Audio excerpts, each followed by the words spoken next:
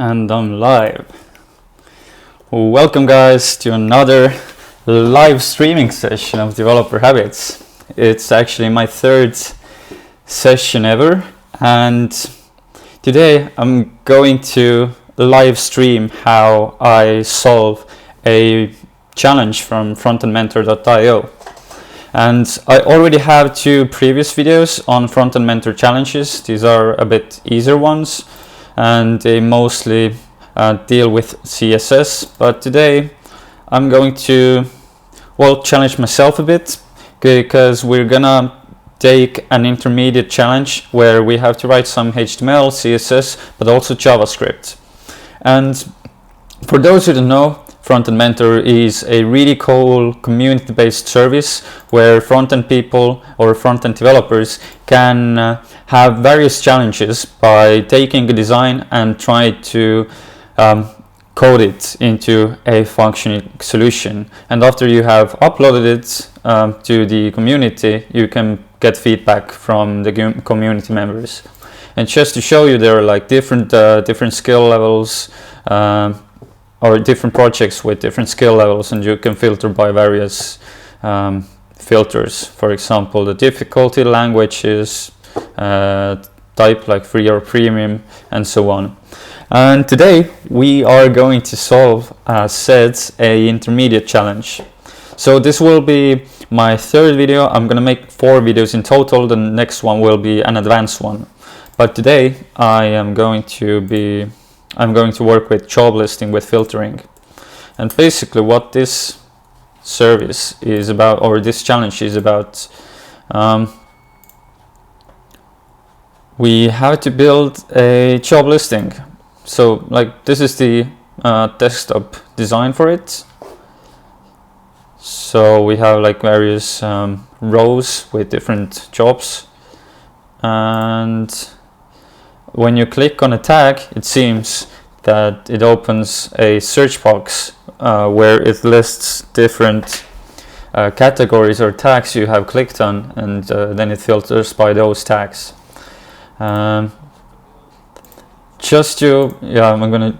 Sometimes I'm gonna check the chat also. But just to let you know that for me, it would be easy to solve this problem just by using, I don't know, some framework like Vue.js or React.js, but I haven't written vanilla JavaScript for a while, so I'm gonna try to do it without using any libraries and just use the browser API. But basically how we're going to tackle this problem. First, I'm gonna write all the necessary designs, and then we're gonna write the JavaScript part. And at the moment I would say it's gonna take like 2 hours, but let's see. So I'm not gonna do like download the project or anything. You can just go to FrontendMentor and download the project for yourself. But when you download the project from FrontendMentor, you get the design files. Like you can check out the desktop version, but also the mobile version of it.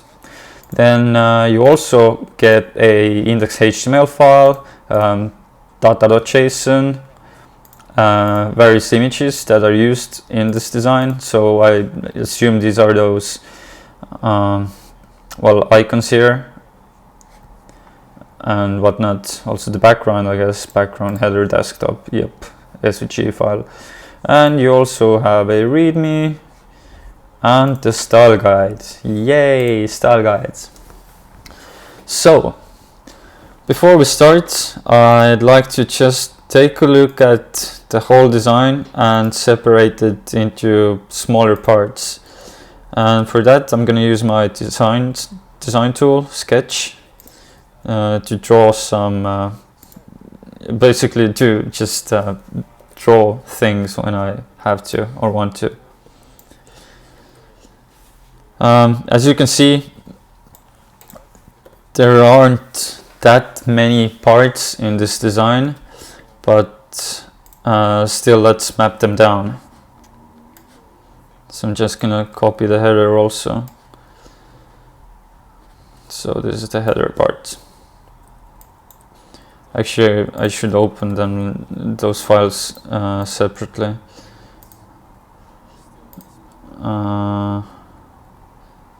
So design, desktop design. Yep. So this is the design file.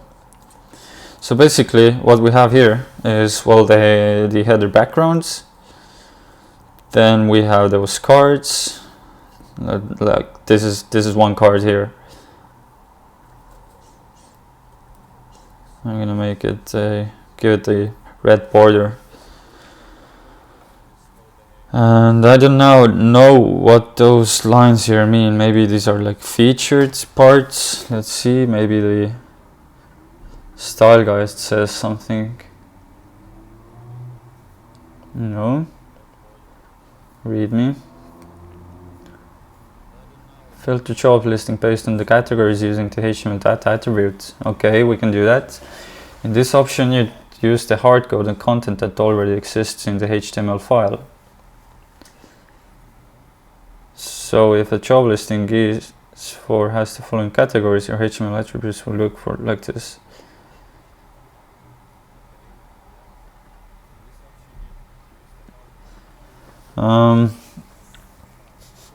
So yeah, there are two ways to solve this problem. We can use the data.json, or we can have data attributes for those cards. But we should be able to use the data.json. Okay, let's come back to this part when we have styled everything, because I'm thinking we could use the fetch API to,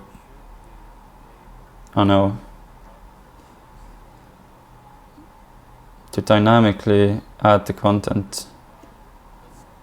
I'm just thinking what would be the smartest way to tackle the reactivity part, or making the page dynamic.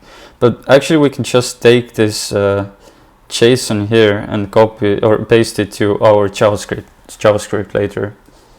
And at some points I'm just gonna also check if someone has written anything.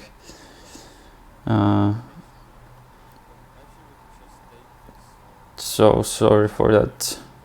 Yeah, I have this cool extension that tells me not to be in YouTube. So yeah. But let's start coding then. Firstly, I'm gonna build the styling part, and then we will add the reactivity. So the first thing we can do is just build the background part, and as we know, we also have the we also have the header here. So I'm thinking we could implement the background first, then we implement the header, and then we implement the cards. So it's gonna be lots of fun.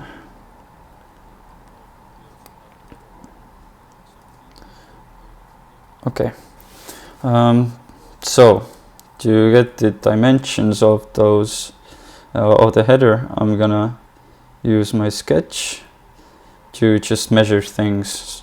So the header height is 155 pixels. I also have to do some pre-work first, because we have to load in the style file. So link type style sheet, and here will be style.css, and we have to also create the file style.css. Let's see if it works. Body background color, let's make it black, so I would know that the style.css works. At the moment it doesn't. Why?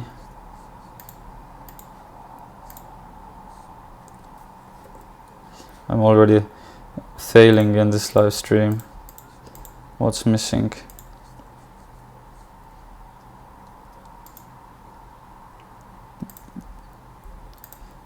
Okay. Rel.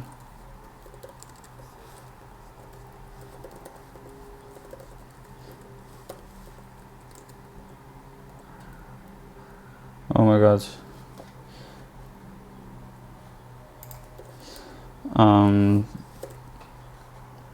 Just a quick 101.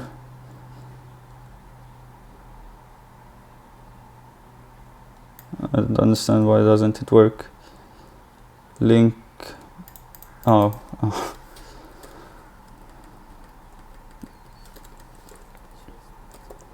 Yep. Good beginning. To be honest, I haven't written those tags for ages. But anyways, let's get started. So what we will have, I will uncomment or comment out all those things here at the moment. Actually, I'm gonna put them into a separate file at the moment. HTML. So I'm gonna remove it and take it back later. So what we're gonna have, we will definitely, as the content needs to be centered on the page, then we need to have some kind of container or wrapper to center the content.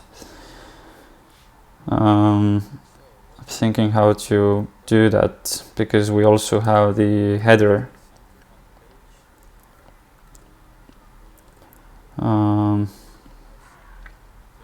Let's see. So what I mean is that this part here must be centered, but the header has its own backgrounds and it has to be full width, and we have to specify the header background. So what I'm thinking is that we're gonna have a container which has a negative margin top relative to the header. You'll see. So we have the header. Actually, I'm gonna make it header class header. Good. So this will be the header, and header actually doesn't have anything inside of it. Only the just has the background.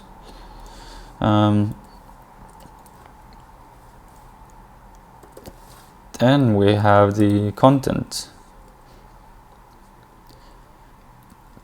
like container.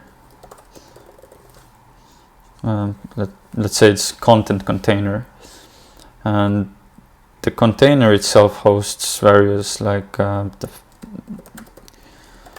it has, well, the search bar,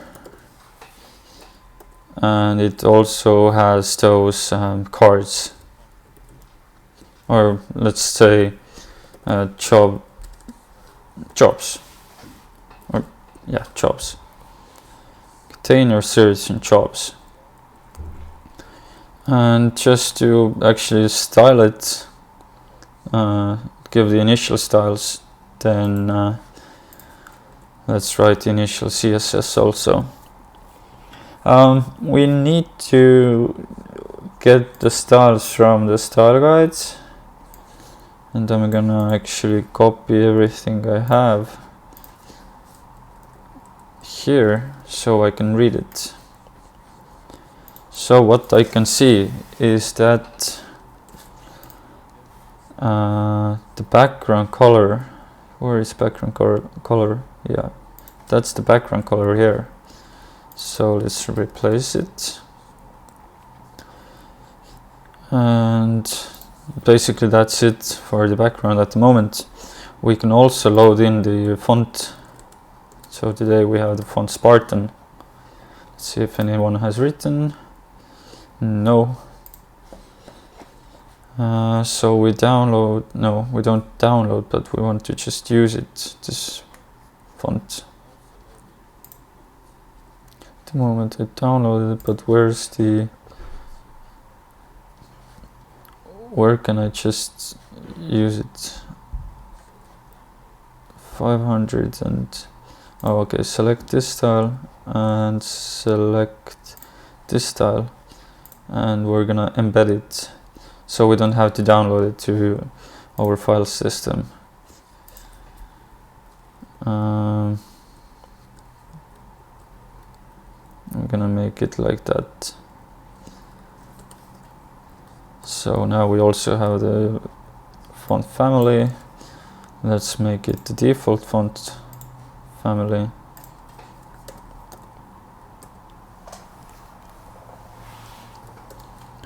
Great. So we need to style the header, and the header height was 155 pixels. So header will be width 100%, height will be 155 pixels. Background image for it will be images and background header desktop. Background size must cover everything, and I also put background position to center. Theoretically, we should have our header in place. Where did I lost the I lost my HTML, so I'm gonna open it again. Yay! And you see there are some margins here, so we have body has an HTML and body have their own default styles, and actually it's a good convention to use a reset CSS that resets all the browser default different styles. But at the moment I'm just gonna add margin 0. Great, now we have our default header. So then we want to have this stateful search bar here.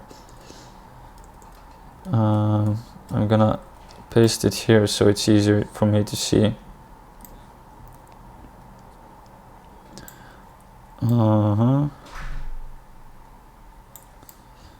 Okay, so let's add a really simple version of the search bar. We're gonna get to the technical part later, but here at the moment I'm just gonna build the basic layout. So now I'm gonna create this box here. But before we get to that, we have to style the container. And container is basically just the element or HTML element that wraps everything that must be centered. And I can see that the width of it has to be 100 or 1110 pixels, more or less. So we're gonna go back to style CSS, target container class, give it maximum width of 1110 pixels, width will be auto, it's gonna be a display block, and margin will be negative from the top actually. But in order to center content horizontally, if it's a display block element, then you can use margin left auto, margin right auto. So at the moment everything inside container should be horizontally centered. We can try that. Yep. Cool. The background looks different, doesn't it? I'm curious. Background desktop. Are we supposed to add our own? Some kind of styling here. Let's read the README.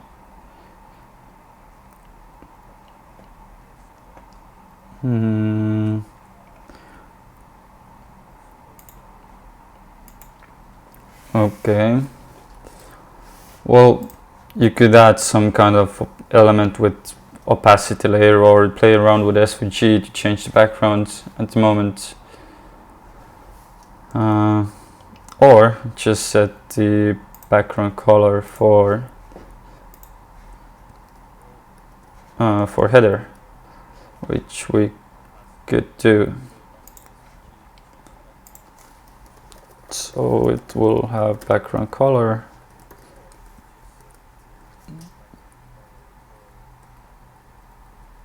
And again,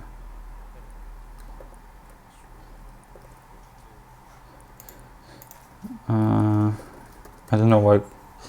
Okay, that's not right.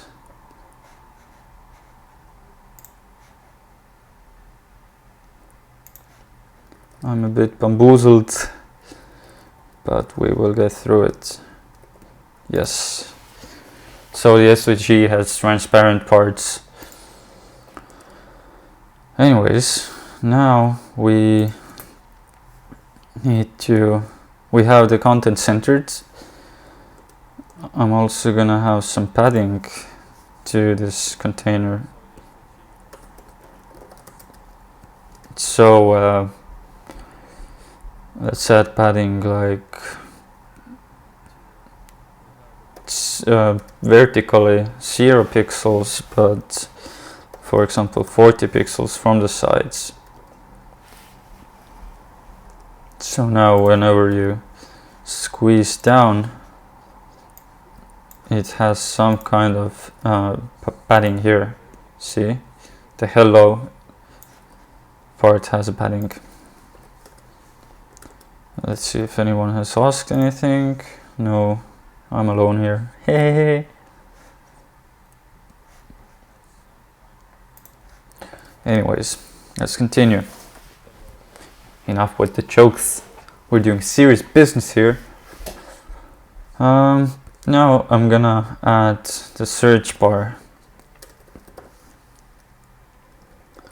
And actually what it's gonna be, it's just a div. And I'd also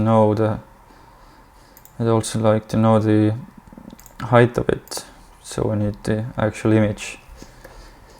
And the search bar will have height of, well, let's say 70 pixels.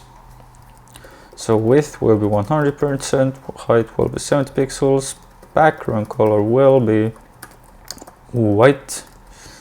It also has some border radius, like 10 pixels. I already saw some shadows, box shadow generator, because I'm too lazy to write my own CSS for box shadows.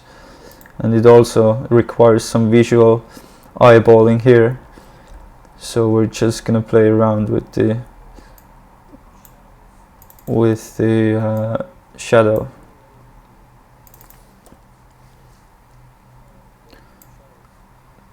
Regarding shadows, I guess there are no right or wrong answers. You can download a sketch file from FrontendMentor and get the exact styles, but I'm not gonna do that here. But I can use Sketch to get some kind of indication of the shadow colors. So shadow, that should be good. Let's see, what does it look like now?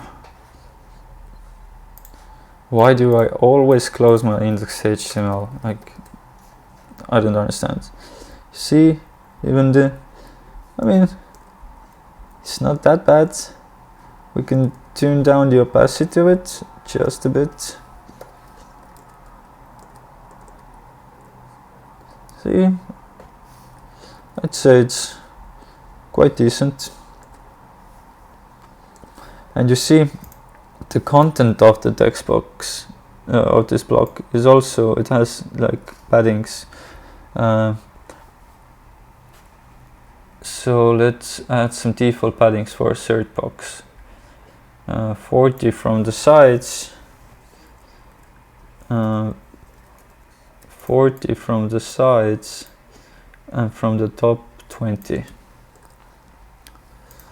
So padding 20 pixels and 40 pixels, and I'm gonna use box sizing border box to make padding be included when calculating the maximum width.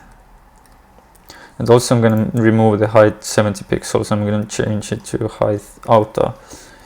So whenever the content of the search box is bigger than and minimum height 70 pixels, so it can become bigger if necessary.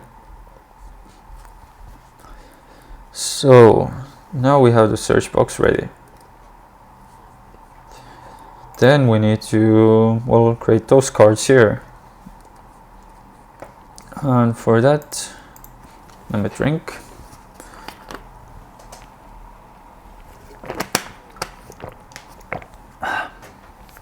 So we have the jobs div here for that, and let's create a mock jobs item.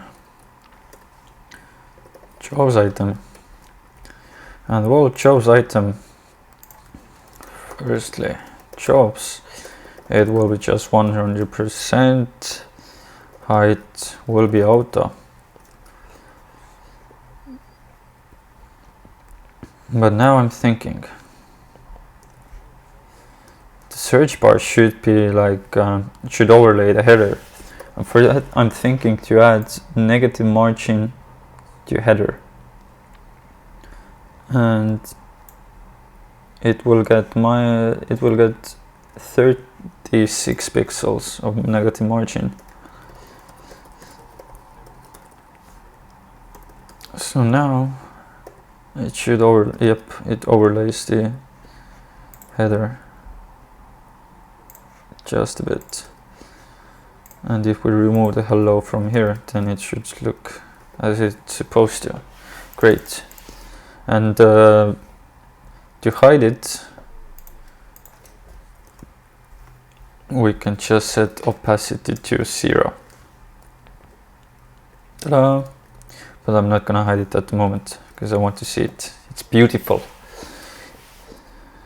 So, but the jobs item or jobs listing will just, yeah, let's use again 36 pixels from margin top for jobs.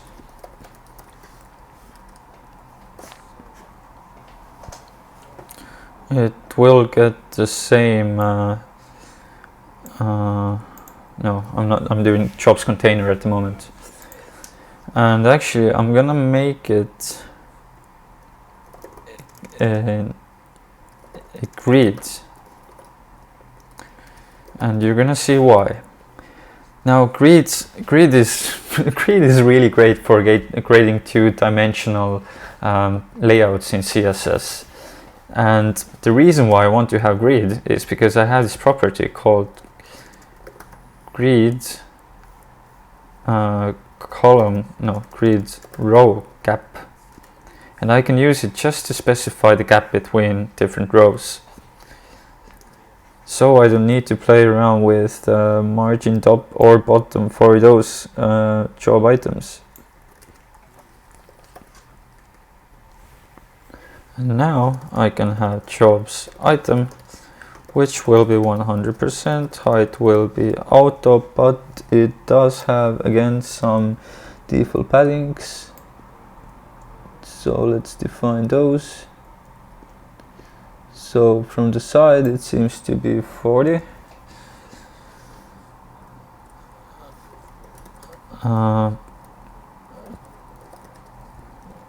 From the sides it's 40, and from the top it seems to be,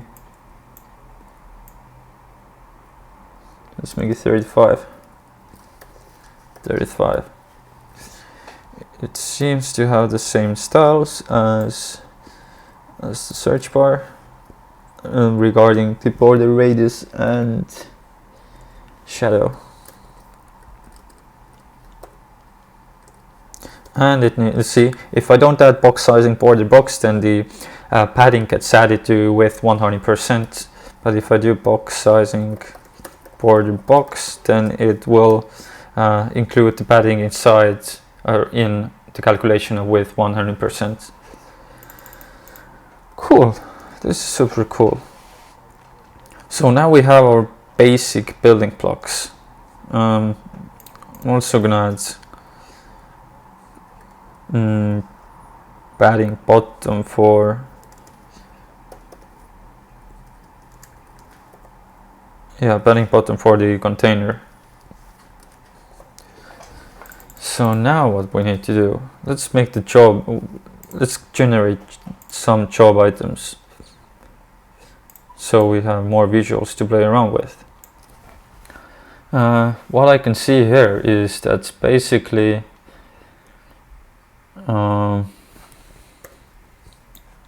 there's the left side and there's the right side. And how we could solve it? I'm thinking maybe we could have one div here. Yeah, there's one div that includes two or more other divs, and then there's the other div that's on the right side. So basically two columns. Let's see if there are any questions in the live stream. No, I'm alone. And again, I lost my index.html. No, where did you go? It's always been open. Oh, Catmar. So, we're gonna have two columns. 1, 2. And inside those columns we can enter the necessary information.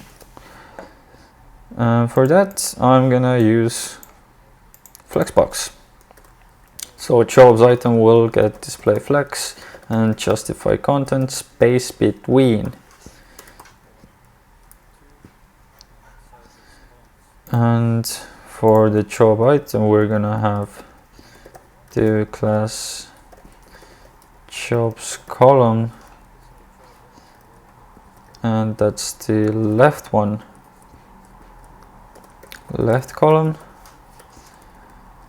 and we're gonna also have the right column, right column. And see, they are both on their sides.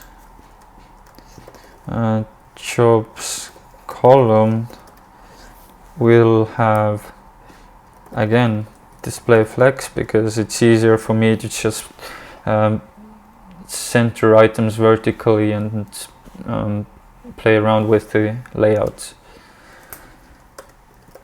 And I want to center align the items inside.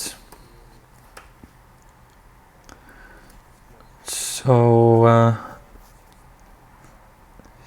on the left side, inside the column now, we have the icon and we have various tags.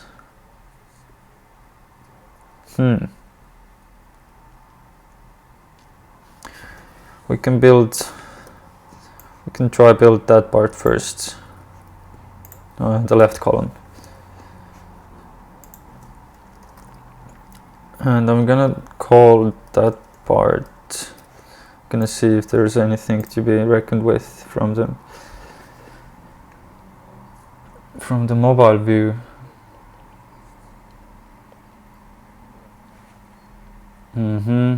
Nothing special here.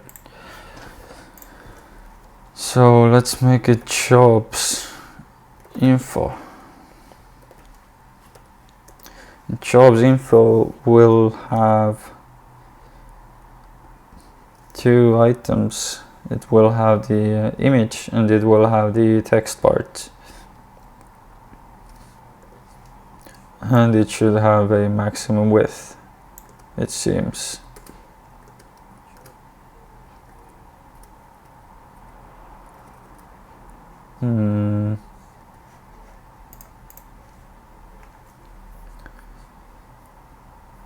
Actually, I don't even know.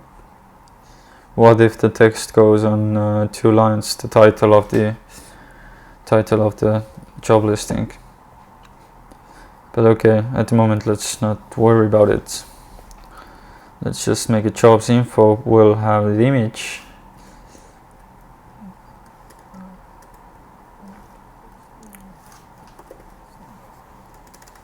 I'm gonna write the HTML first so it's easier to follow. Jobs column will have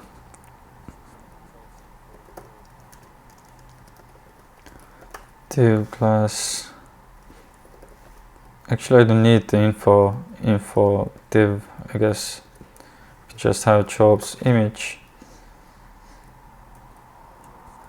and div class jobs data or jobs information.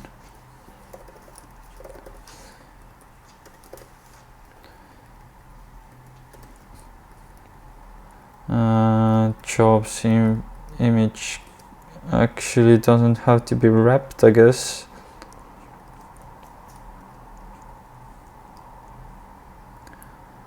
Yep, let's make it an image element. And we're gonna steal one from here, from our image folder. Add an alt tag, photo snap. Cool. And now jobs info.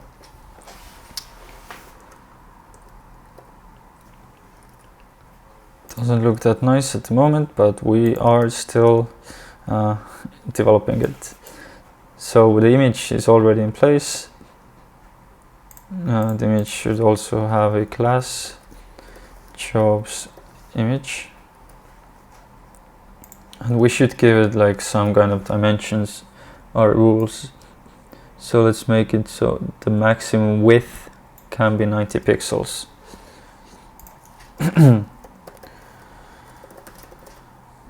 Whoops.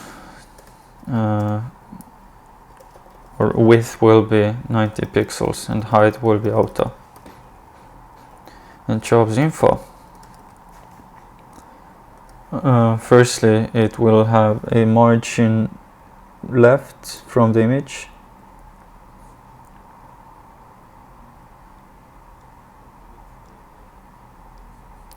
So it's 25 pixels. Margin left 25 pixels.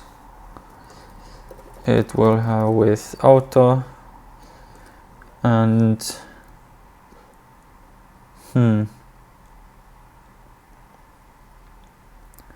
at the moment I would say that's it.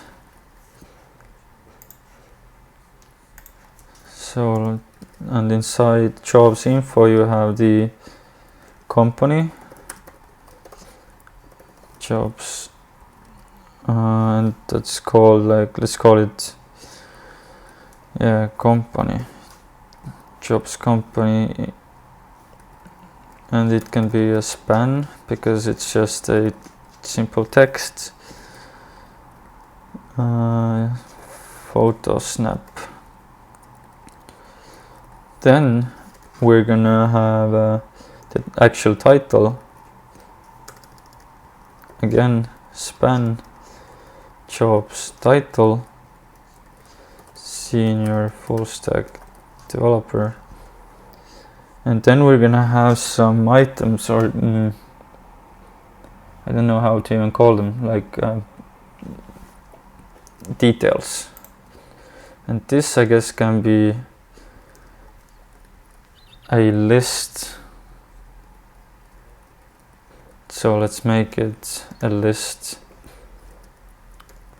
class jobs details, and there will be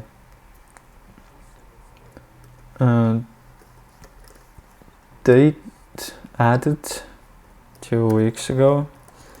Then there's the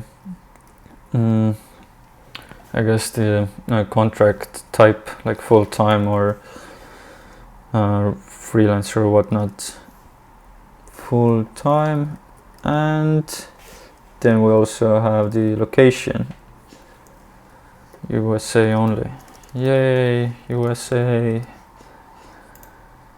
No questions so far.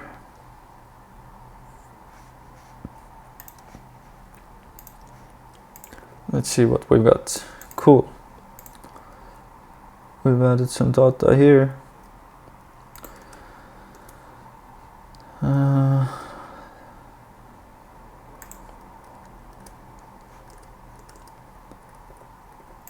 Okay, but now we have to style all the things we just added.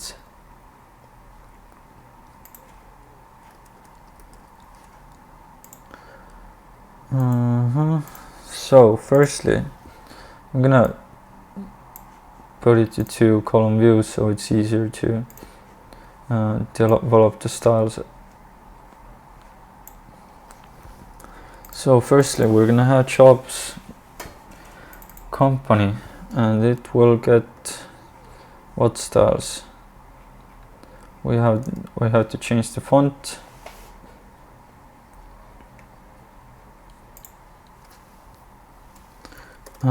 So it's gonna be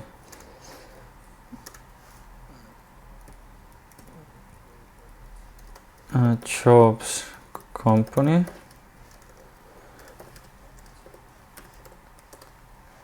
and jobs company will have a very darkish or dark.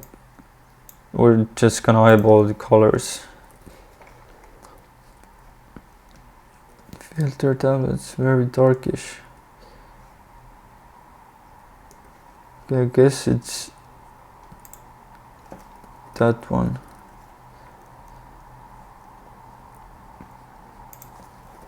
Color, font size, I guess like 14 pixels, or copy was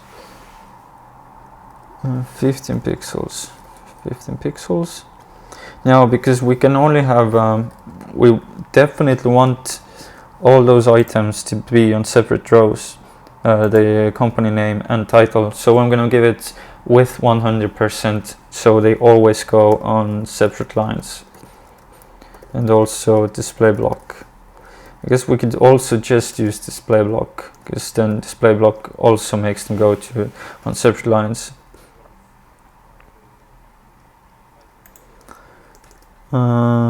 And font weight, I don't know how to pronounce it.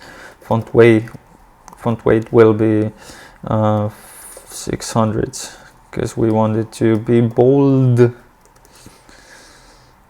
and the color is incorrect.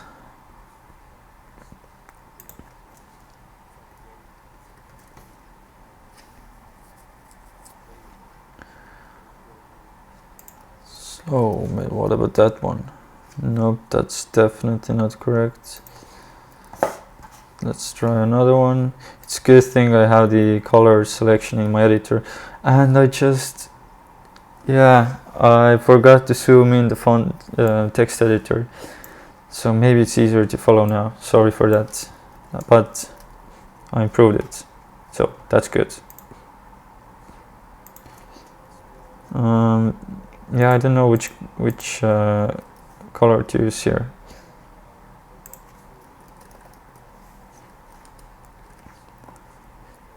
Maybe I can cheat. I'm gonna use Sketch to get the color.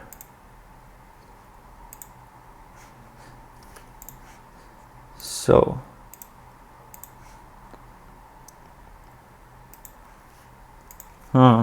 maybe we can use it.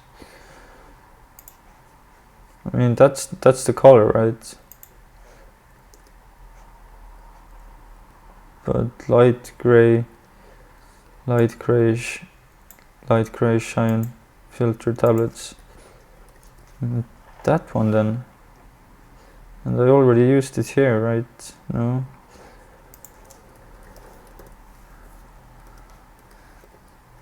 No, that doesn't make sense.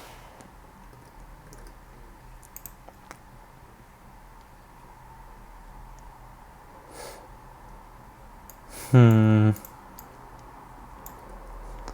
playing along with those colors too long. I'm just gonna take it from Sketch.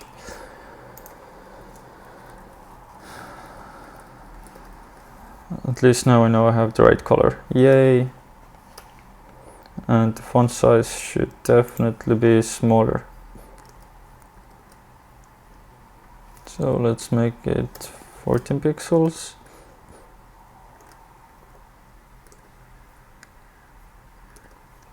Okay, let's keep it 14. Now we have the job company styled. Then let's go to the job title. So there is a space between those two, the company and title. So I'm gonna add margin bottom to company, like 15 pixels. Then jobs title will have color that I believe will be very darkish grayish cyan. It will have a font size, let's say typography font size 15. I'm gonna make it 16. Let's see. Oh yeah. Font weight will be 600 and display will be block. So looks beautiful. And then we need to add jobs details.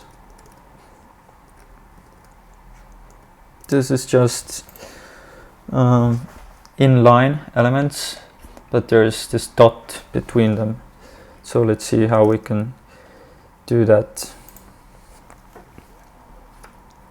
Firstly, job details. I'm gonna remove the margins from them and add margin bottom for title. I'm also gonna remove the default padding. List style will be none, and each of those list elements will get the class jobs details item. Jobs details item. I could obviously target just jobs details li element, but I'm using the BEM convention, and BEM convention means that you have specific names for each of the elements or components, building parts you have. So job details has jobs details item, so it's not just list element, but it goes together with job details.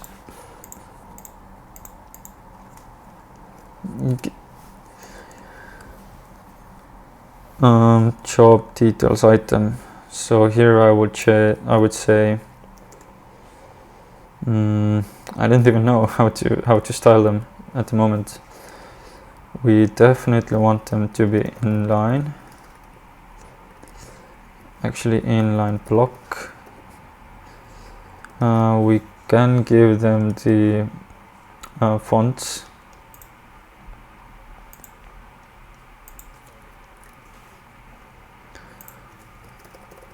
Color. And I guess both the title and detail items are font size maybe 15. So 15. That seems correct. No, yes, I don't know. I still have a feeling that the title should be bigger. What about 18? Yeah, that looks better. Maybe anyone has asked.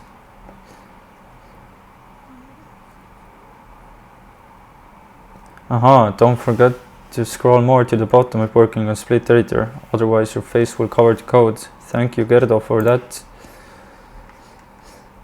I would not have thought about it myself.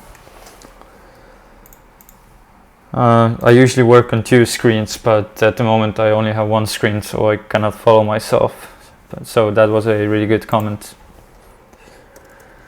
Anyways, now we have fonts for those list items, but we are missing this small dot here, and I'm thinking, that's a really good question, how to do it. I have ways we could like include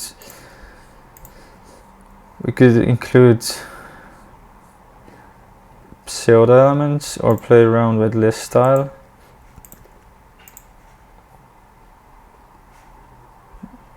Like list style disk. I guess we cannot do that because these are inline elements. What we can do is have a pseudo element of a dot. So how that's gonna look like?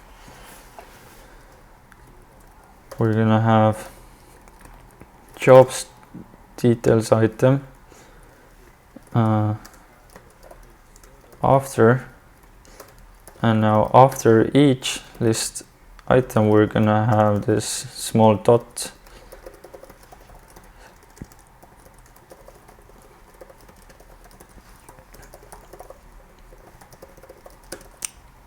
Here I am more than open to suggestions what would be better ways of achieving that goal. So at the moment I'm just going with the simplest one that popped to my head.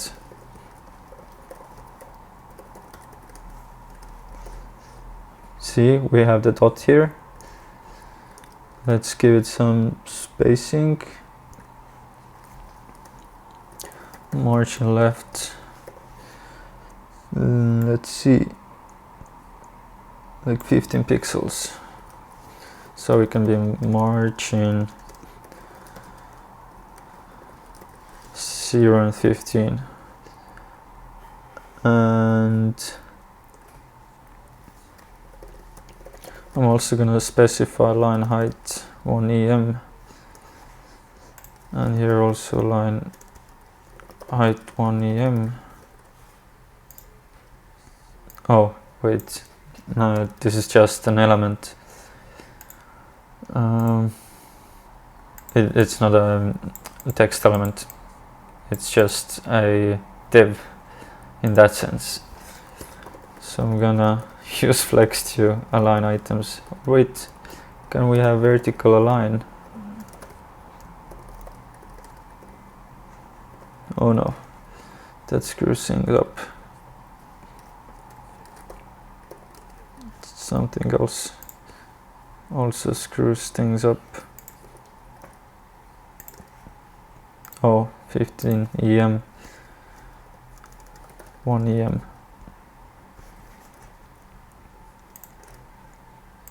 I'm gonna remove that, and I'm gonna display flex align items center.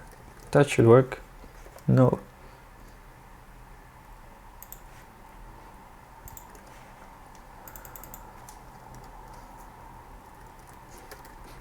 Because it's a pseudo element inside job details item. I really like to use, it's really nice to make use of the tools you have in browser. But middle doesn't help us.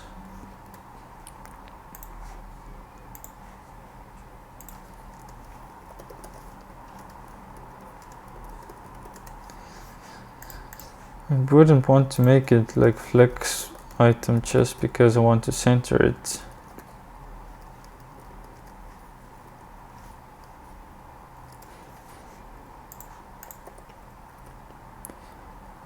We could give it a height or like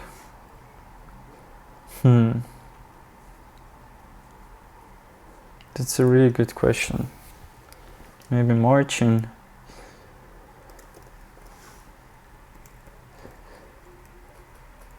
Okay, this is a solution that works. Very specific values, I don't like that. But still, at least now it looks nice. And we don't want to have it for the last element.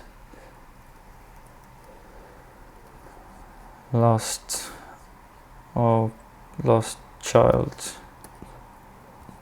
will have display none.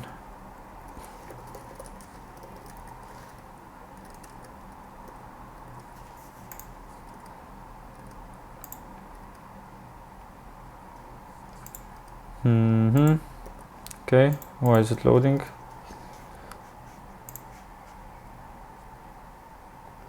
Oh, hello from Pipedrive Dev. Nikita is watching us. That's cool. For some reason my page is loading so long. But anyways, now you can see that the last item isn't there, or the last bullet item.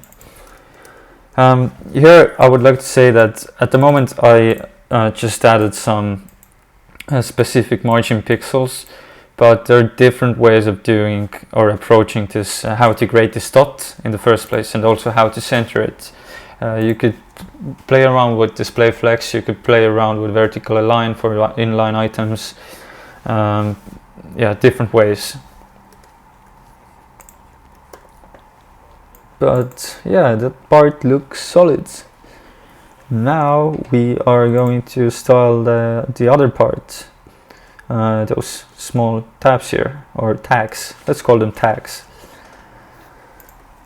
And inside we're gonna have div class tag, and the tags will be, for example, backend, junior, Ruby and drawer. Ruby and drawer it will be. Ruby,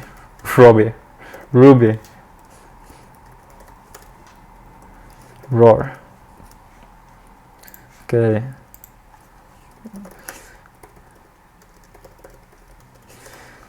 A quick message. I am telling you, I'm so new to this streaming thing, so I don't know how it works. Should I reply? Should I not? But anyways, welcome guys. I'm really happy to see you here. So we now have. I'm also gonna make sure that these are the tags, and now we have to actually style the tags. That shouldn't be too bad because it's just an element that has some padding, border radius, and backgrounds.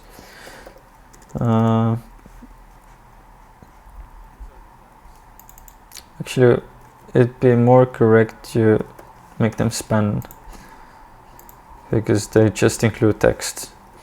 I'm gonna make them display inline block, give them a width auto, height auto, padding like, I don't know, let's make it like 10 and 15 pixels, border radius will be 10, and background color will be filter tablets. That one. Please be beautiful. Please be beautiful. No. Oops. Tag. Yes. Also, font size will be 14 pixels. I'm gonna steal the color from company.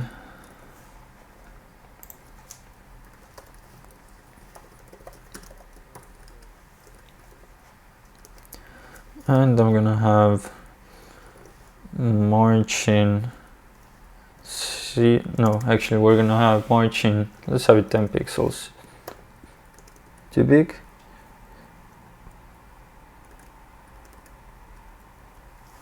$5 pixels. Looks a bit better. Also the border radius is too big.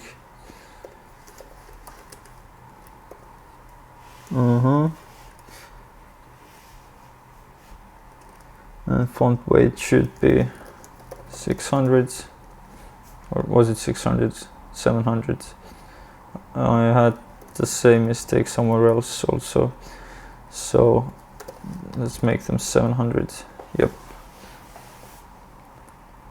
that looks better.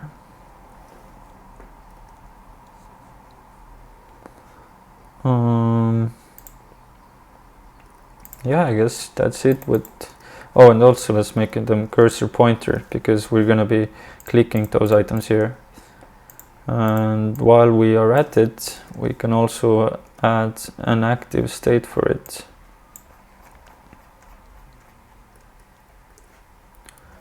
Or hover. So background color will turn into. I should make use of CSS variables actually.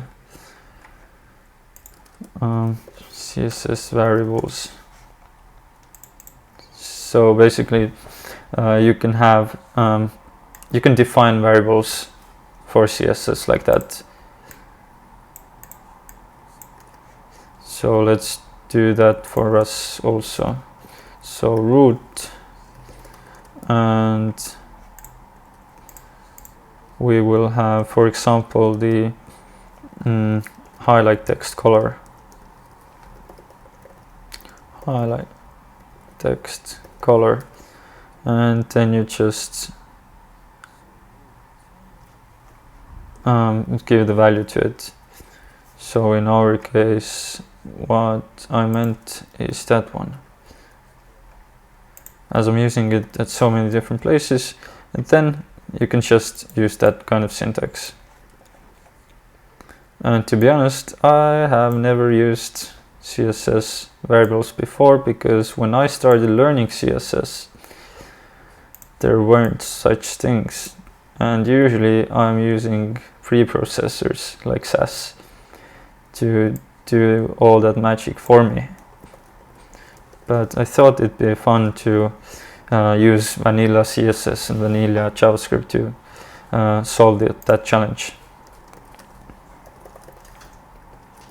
So, does it work?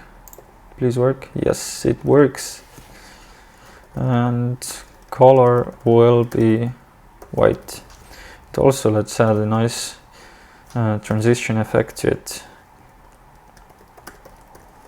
So there's some kind of hover effect also. See, no. Transition.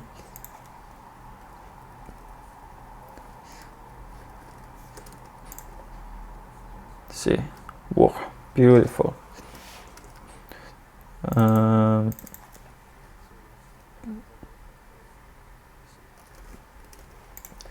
It flies in strangely. But I guess it's okay. We could like specify which kind of transition should it apply to. Like background color, no, transition is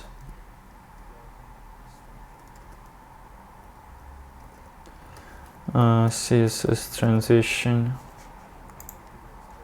What's the syntax like? I usually make use of Mozilla developer documentation. So transition property. Can I see the syntax? Okay. So we want background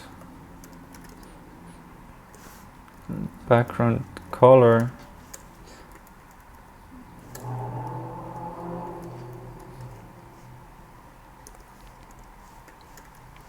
Does it work like that?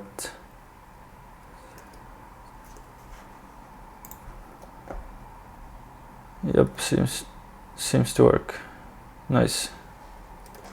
So we defined the a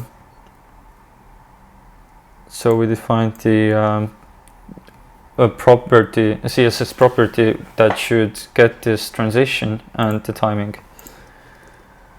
Has anyone written? Nope.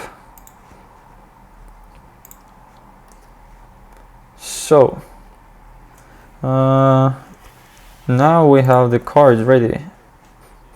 Let's also make the header part now. So whenever you click, we should have that tag here appear to the header. So essentially it's just another tag, but with close. So it's closable tag. And it will go inside jobs, not jobs, search. And how I see it, it's just a tag with a close option.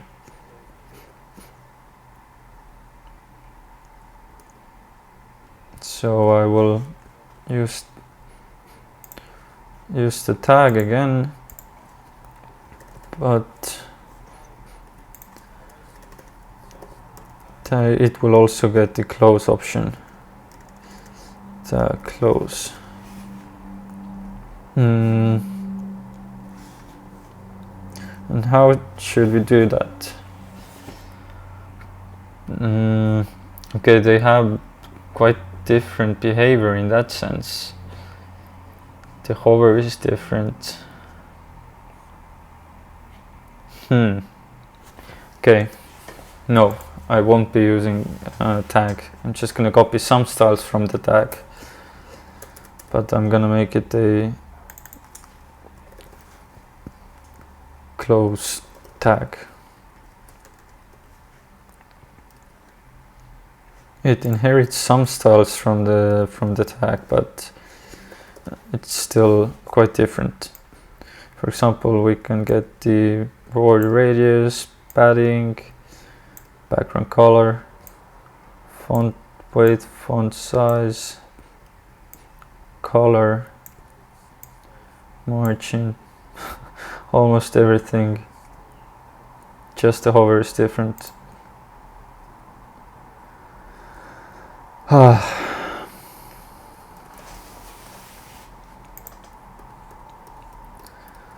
Indecisiveness isn't good.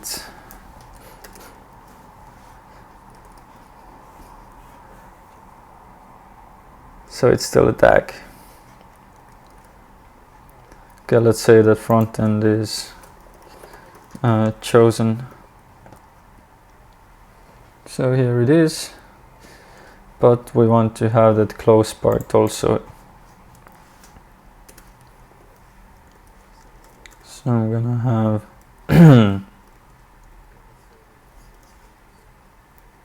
close.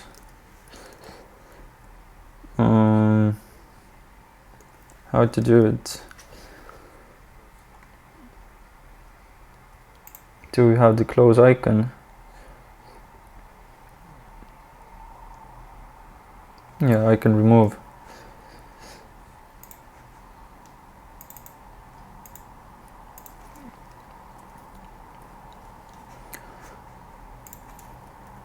So, close icon, close tag. This is the golden. I was really torn whether to make it a tag or different kind of tag or not, but I will make it a tag, but I'm just gonna make it a different kind of tag.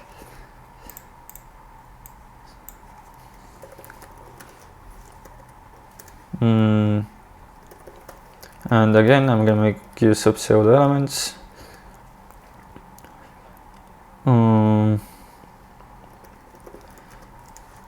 It must have content. Display will be block.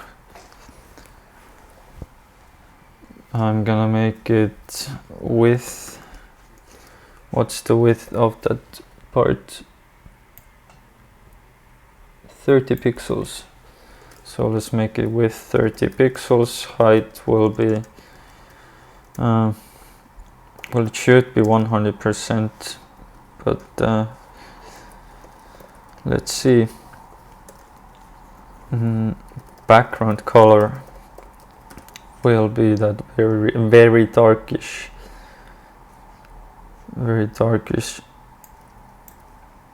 cyan.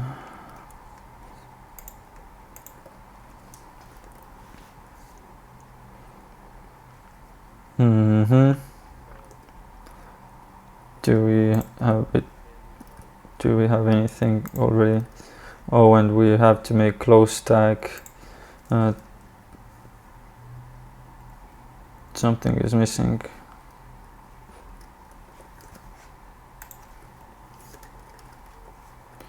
Why does it not work at the moment?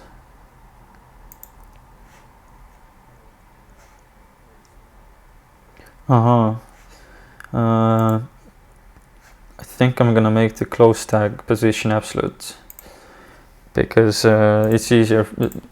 It's always positioned relative to close tag, and it's easier to give it the dimensions or that it requires. So what I'm gonna do is apply position absolute here, add position relative to close tag and tag, because in order to position close tag pseudo element that has position absolute relative to the close tag, we must have the position relative. So the wrapper must have position relative or some kind of positioning in order to position absolutely. And then we can have a right 0 and top 0.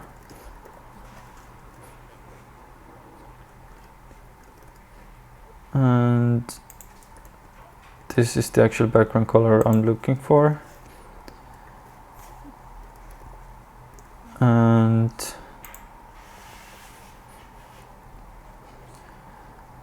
now with close tag, we must also give it extra padding from the right side or margin to compensate for the close tag. So we're gonna do padding right 15 pixels plus 30 pixels is 45 pixels. Ta-da! And as you can see, we should also have some kind of icon inside. Background image, URL.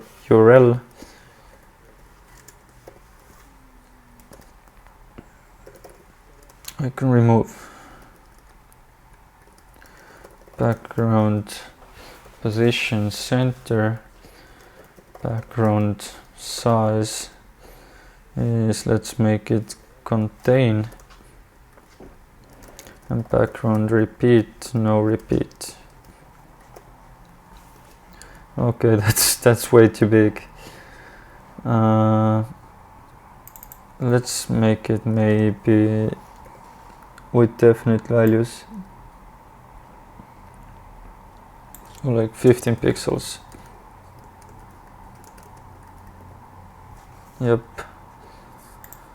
beautiful. And now let's see if anyone has written. No. And now we also want to have a hover effect for the close tag.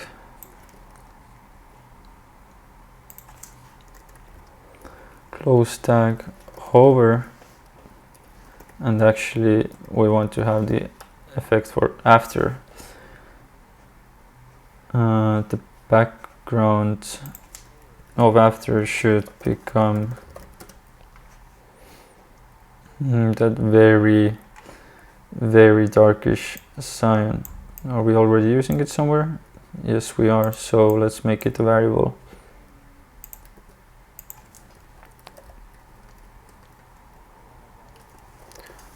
Very dark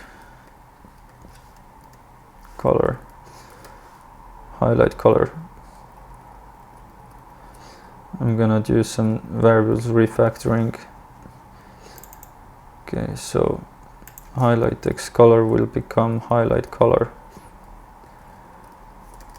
and very dark color also finds its place now.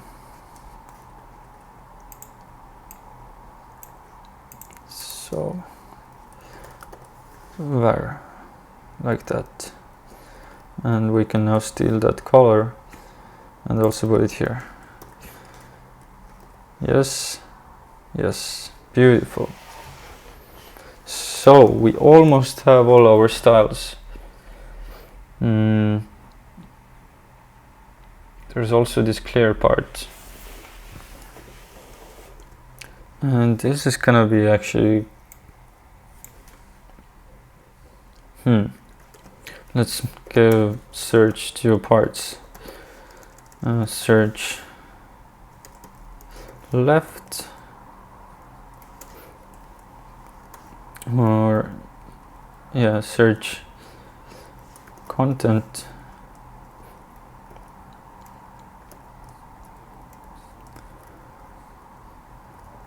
and search clear, which will be a button.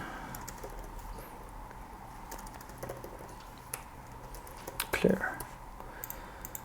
And search, where is search?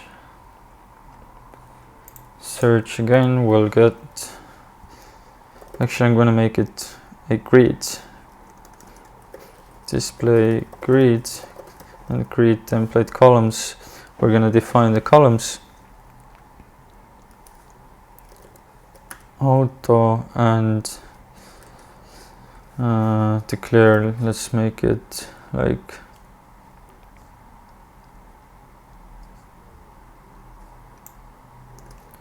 I don't even know, maybe it makes sense to make it display flex.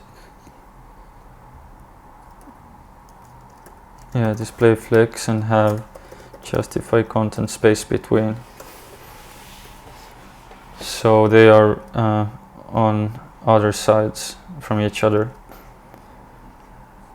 And search content will be as it is, and search clear will have, I should add it closer to search. And search clear will have margin right, no, margin left,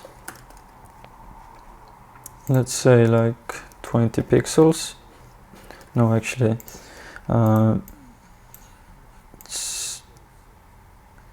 let's make it like 50 pixels. Other than that, it's just the text. So background color will be not none, but transparent. Then we have border, which will be none. Then we have font size, which will be 14 pixels. Text decoration underline. Color will be this very beautiful highlight color.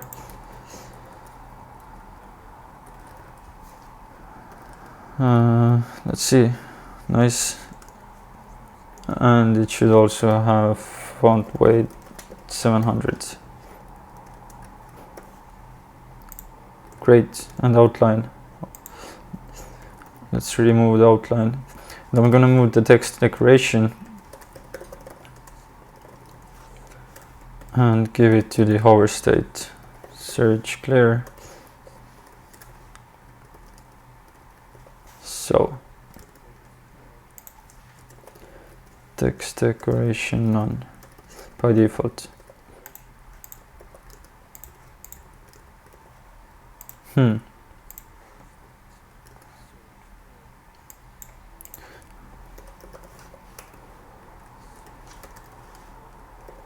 So great. Cursor pointer, beautiful. Oh, I missed that close tag should also have border radius.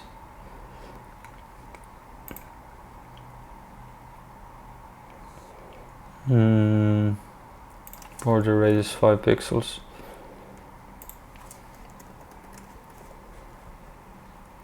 And even not like that, but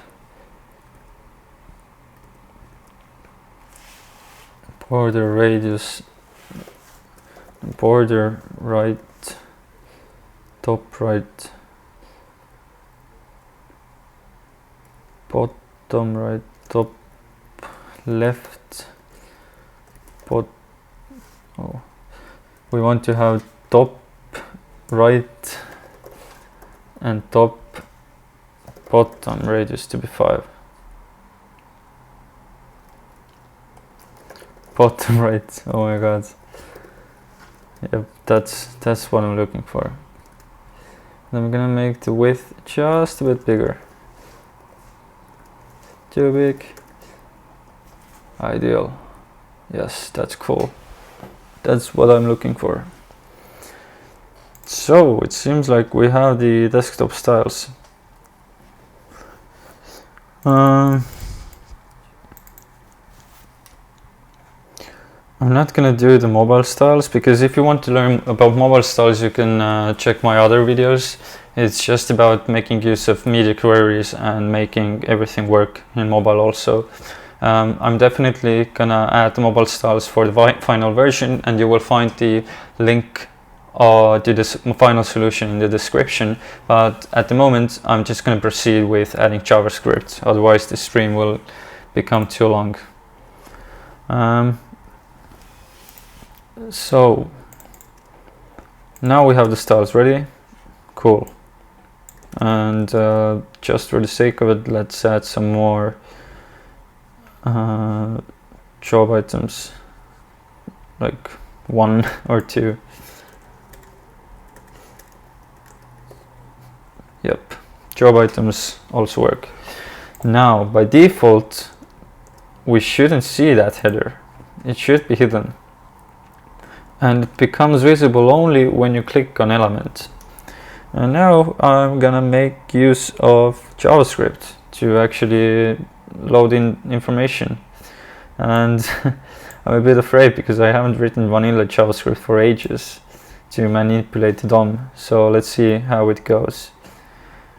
But firstly, let's include our script tag. Script, and see if it works. Hello.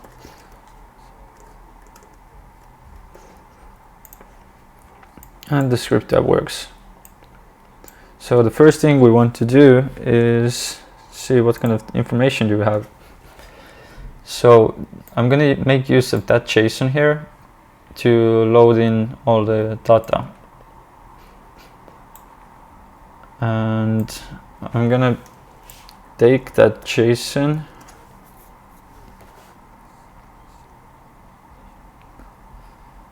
and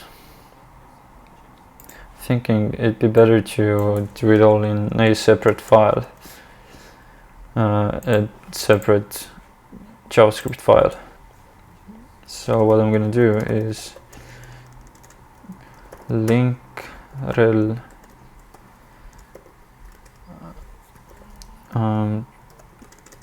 include JS file. Oh my god, this is embarrassing. Script source. Yeah, should have known that. Script source. And let's make it main.js. Script tag.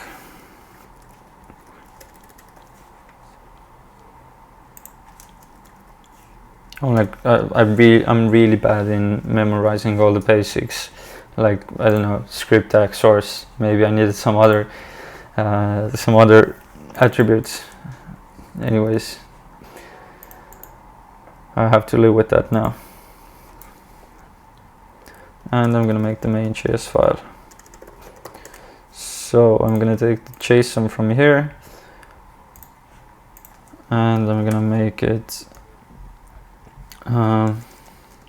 job listings, and it's gonna become a JSON. I'm gonna make it a JSON object right away. Job listings JSON.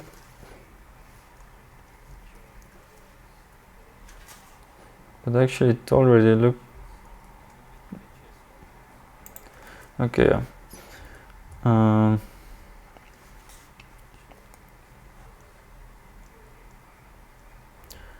I mean, we can already use that because it's basic. It looks like, yeah, we don't even have to use JSON parse to read information from here.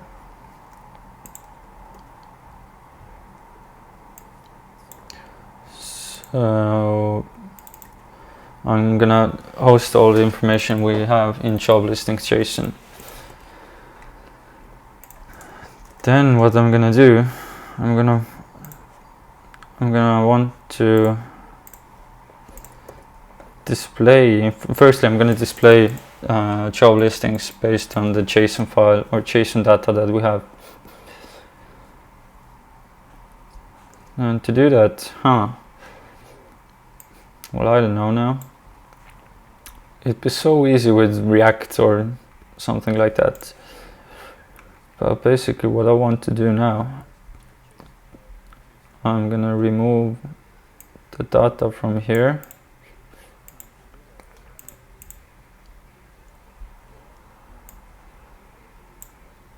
I'm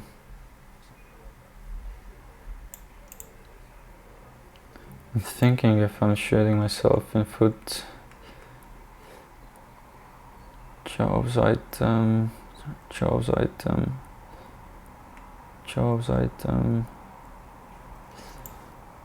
So basically I want to have that syntax here added to JavaScript.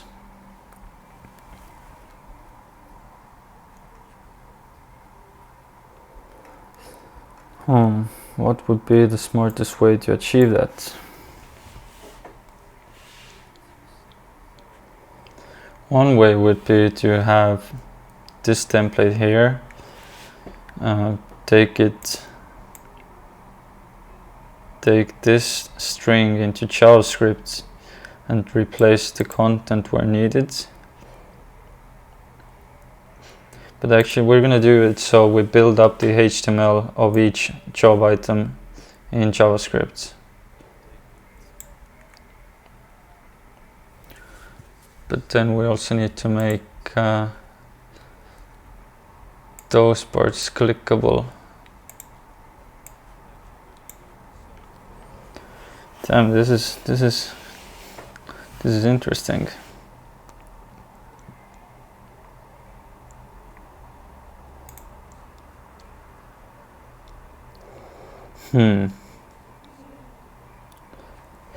I don't know how to solve it at the moment. Okay, I should be able to do it if I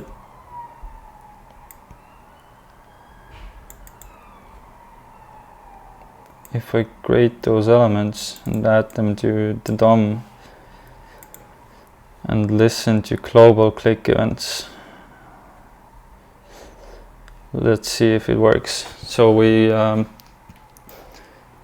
create this HTML in JavaScript, and for each item added,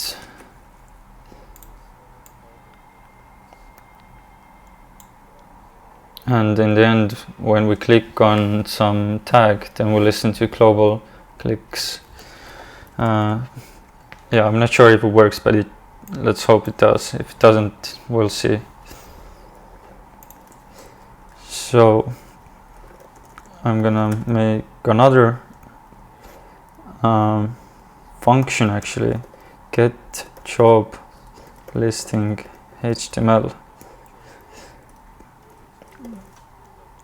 It's gonna take in job data, and it's gonna actually return a string.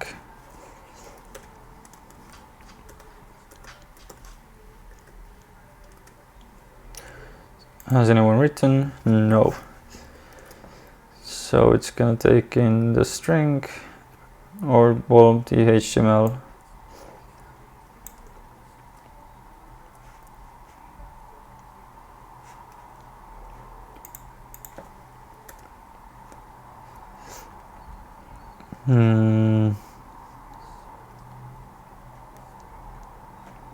Actually, there's some extra logic to be done here.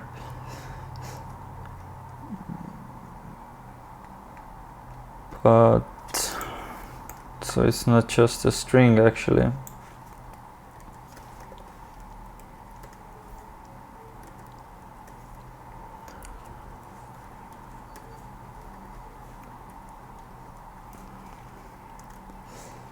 So I'm gonna I'm a bit out of comfort zone at the moment. I don't know how to approach.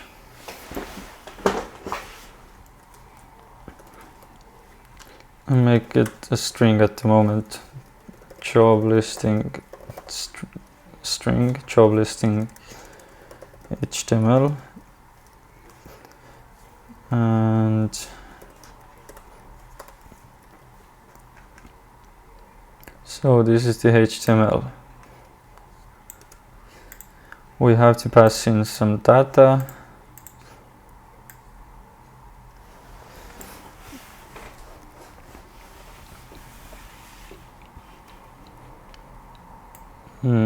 Like the image, alt, company, title, job details,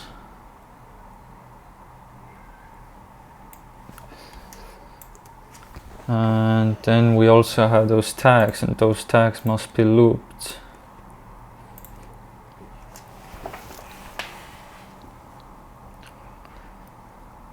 So I'm gonna do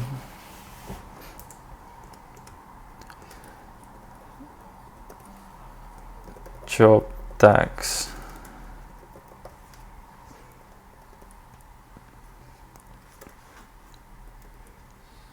So I'm gonna replace this string later here.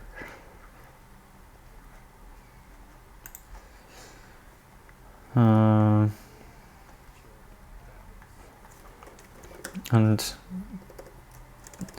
get, okay, yeah, so firstly we're gonna build the HTML or HTML string for that part, and then we're gonna replace the tags also. And we're gonna, and this is how it's gonna work.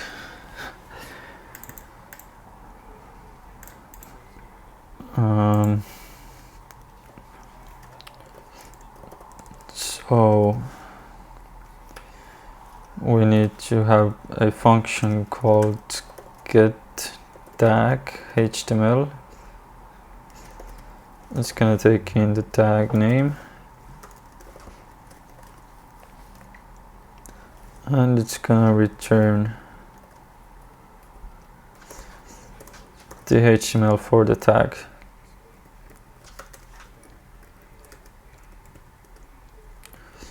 Again, this is like, I haven't written vanilla JavaScript like that for quite a while, because I'm so used to like Vue and React as frameworks. So it's a really nice practice at the moment. I'm really out of my comfort zone here. But yeah, we have the get tag HTML. We now gonna get the HTML for job listing.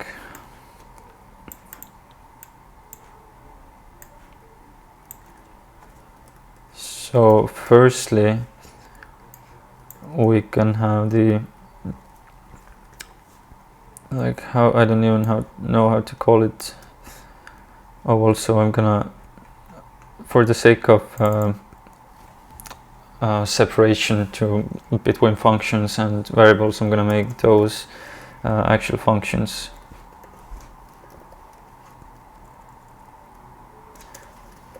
Or function declarations instead of variable functions. So it's gonna be something like that. Return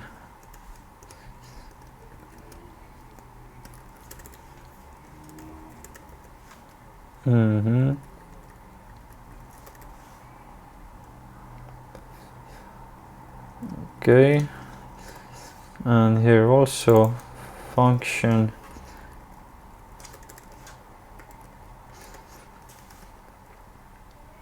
so we have job listing HTML. There's gonna be a let because we're gonna change it, but here we can already make use of job data.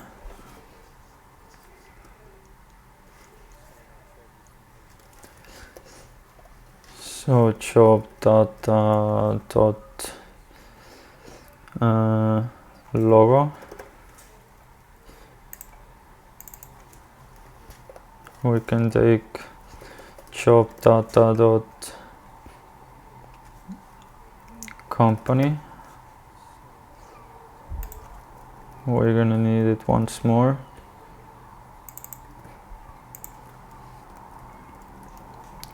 We can have job data dot position. Job data dot position.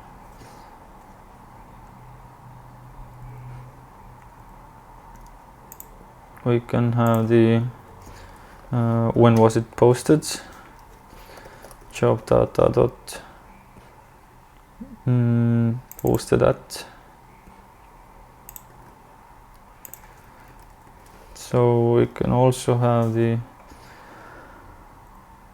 contract, job data dot contract, and location.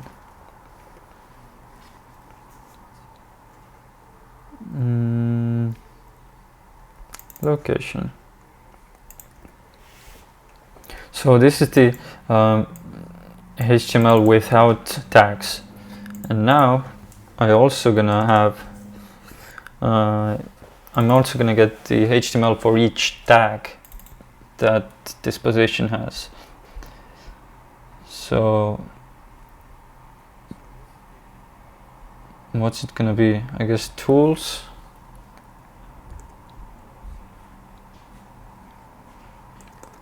Let's see, front and senior HTML JavaScript. I guess we can take everything that's in arrays, meaning languages and tools, and role and level. So we have role, level, front and junior CSS JavaScript.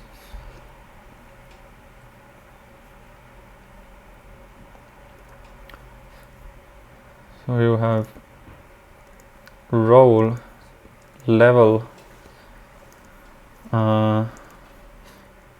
tools, and languages. Role, level, languages, and tools. And let's call it tags array. And well, we can just do it so that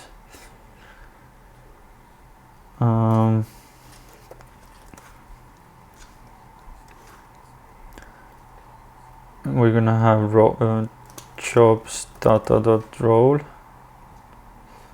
or job data. Job data dot role, job data dot level, and then we can have job data dot language. No, job data dot languages, and job data dot tools.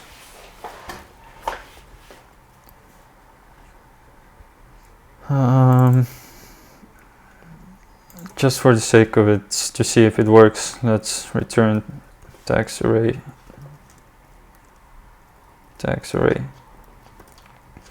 and console out get jobs listing HTML, jobs listing JSON, and first element, just to see if the stuff works.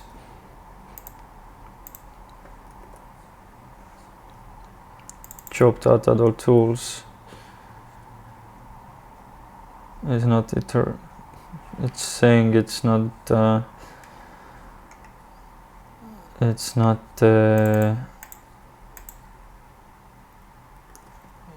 iterable. How to pronounce it? Not sure.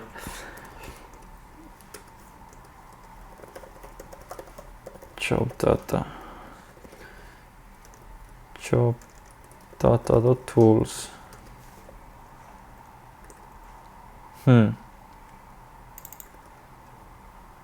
Do we even get the job data?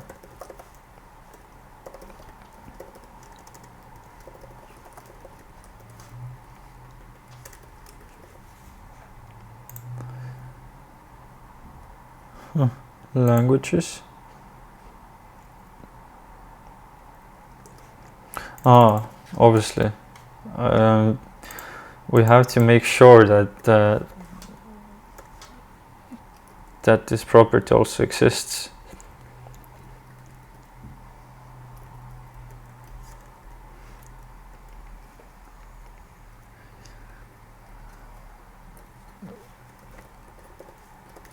So I'm gonna make some inline syntax here.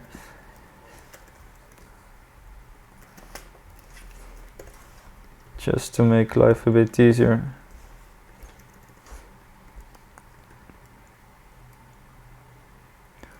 So if job data.language is .length,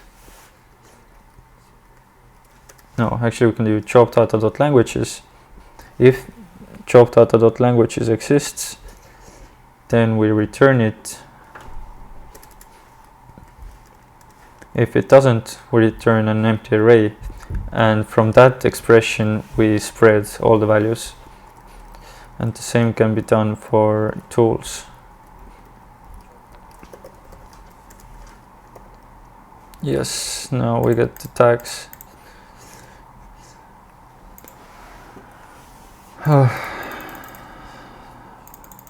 Now we need to get the tag string, and for that we can use there are many ways we could do that, but just for the sake of a good example of reduce, I'm gonna make use of array reduce. So tags string is tags array dot reduce, and reduce takes in a accumulator value and current value, and the the second parameter is the initial value, and for us it's a string. So basically I'm going to use reduce function to reduce together all the tags strings, and what I'm going to do is just accumulate the previous value plus current tag HTML string, which I get from here. Get tag HTML, current tag string. Now that should in theory work. Let's see. And it works. Yes. And finally what we can do is take that job listing HTML and replace job tags. Actually I'm gonna job tags placeholder into a separate variable. But basically we're gonna replace that string here with our tags. Maybe overcomplicating this thing. So what does replace want from us? Replace, and what are the params? Search value is that and tag string.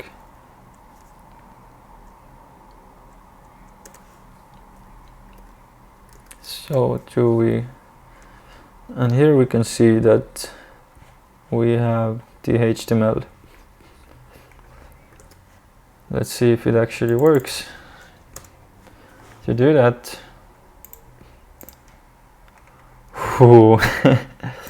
I'm gonna add ID to jobs to target it. Now document.getElementById jobs.innerHTML will be get job listing HTML, get job listing HTML, jobs listing JSON. Actually, I'm gonna, yeah, just see if it works.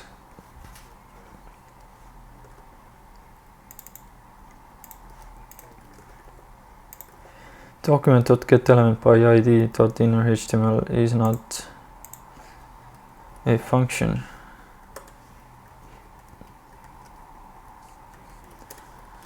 Why doesn't it like it? Jobs. Beautiful. It's not a function. .innerHTML.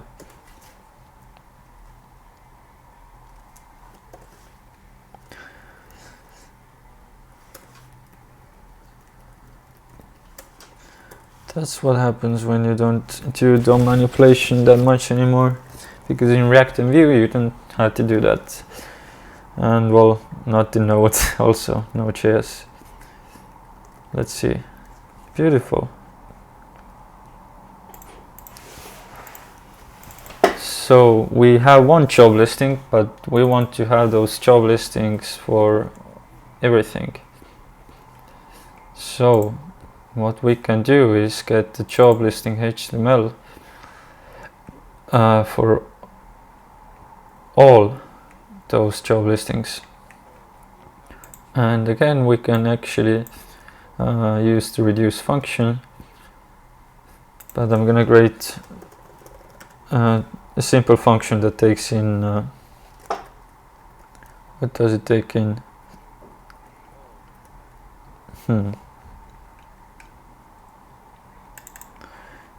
I'd like to create a function that reduces all the strings together, or combines strings together.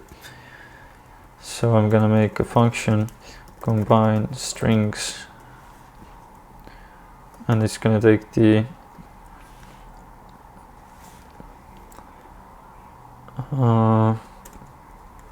array. No, but that doesn't make sense. No. I was thinking to create a reducer that I could reuse, but it doesn't make sense in current case. Are there any viewers? No. Anyways, let's continue. Get job listing HTML.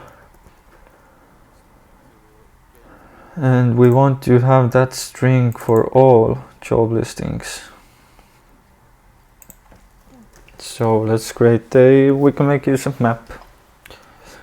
Job listing JSON. I'm gonna rename it to job listing list job listings. That's better, because we can use that JSON as an object already. It doesn't need the JSON there. We didn't have to parse it. So job listings HTML, and this will be job listings dot reduce,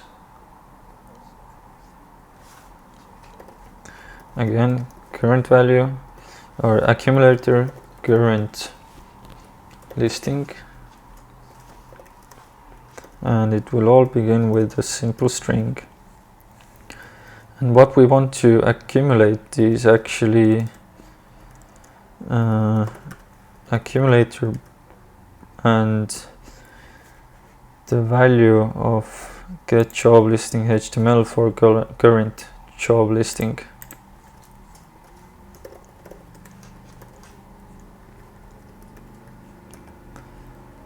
And in theory, we should now have all our job listings. Let's see. Yes, it worked. Beautiful. Now there's only one simple thing to do, make it reactive. So when we click on something, then we trigger the search bar. But I'm not sure if it works out of the box. Let's see. What I want to do is document.add event listener. What was the actual syntax?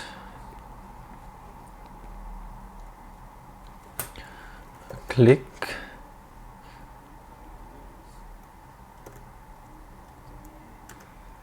and I want to listen to all the events in window. Maybe it's better like that. Click.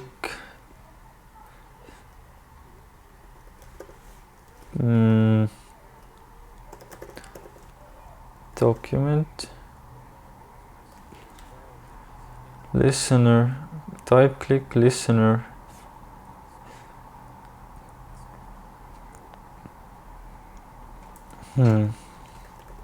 Window dot add event listener. Let's check the documentation quickly.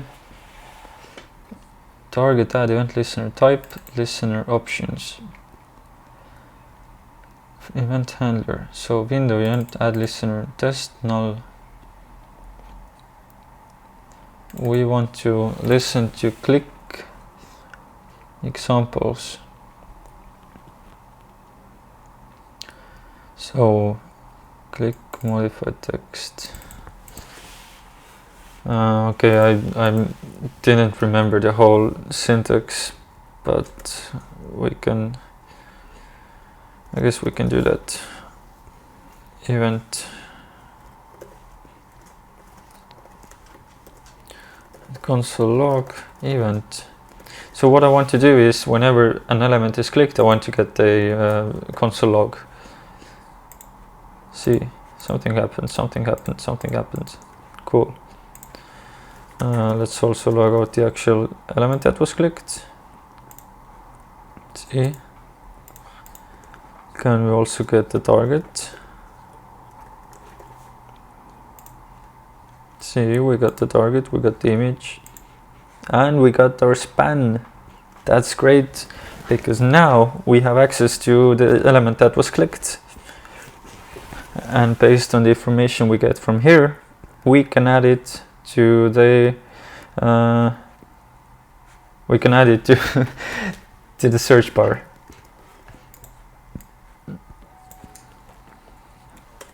So this what I am doing now, I guess, is called like imperative programming. So you have imperative and declarative programming. Declarative programming is how do you explain? Maybe declarative programming expresses the logic of a computation without describing its control flow. For example, in React or Vue, you can say when you click on that, then carry out some logic. On click, something happens. But imperative programming means that you have to specifically say that when something is clicked, then change the content, add a class, do that. But imperative or declarative programming, the program already knows what to do. I need to give you better definitions on that. But yeah, this is a good example.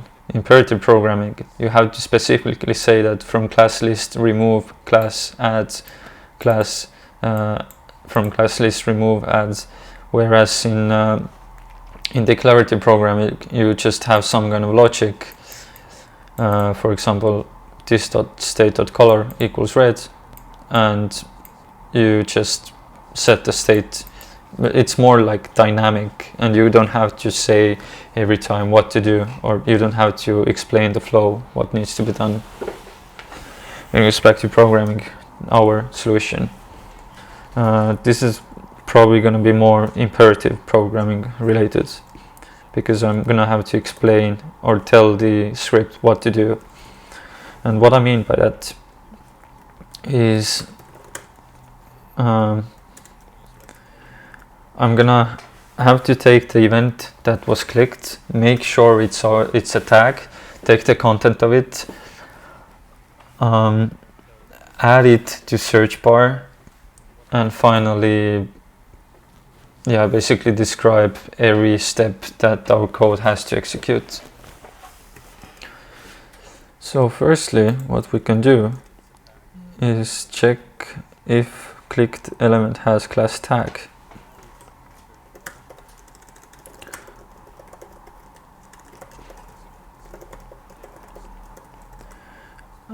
If target l dot class, wait, what can't I do? Like document dot get.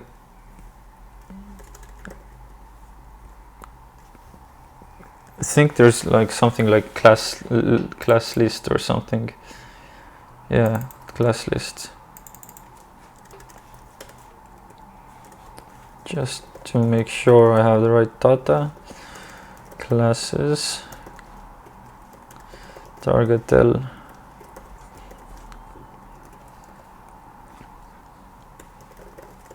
contains tag. If it doesn't contain a tag class, then I'm gonna return and not do anything. If it does, I'm gonna continue. So nothing here, but here it does contain. Cool. So if it does have a tag, then I'm gonna want to get that target element and create a close tag out of it. So what we can do is get tag HTML, get close tag HTML. So now I'm gonna want to get the close tag HTML. And actually I don't even have to create a new function, I can just specify tag type, and by default it will be normal tag, but it can also be close tag, so we can actually specify the class of it. So tag class.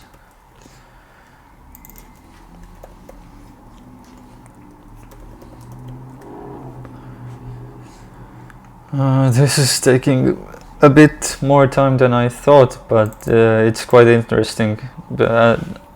I'll just say once more that I haven't written vanilla JavaScript for quite a while in browsers, so it's quite cool to do that.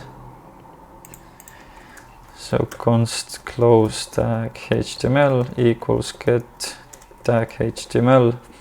We're gonna give it content target element dot text or dot inner HTML, and the class will be close tag.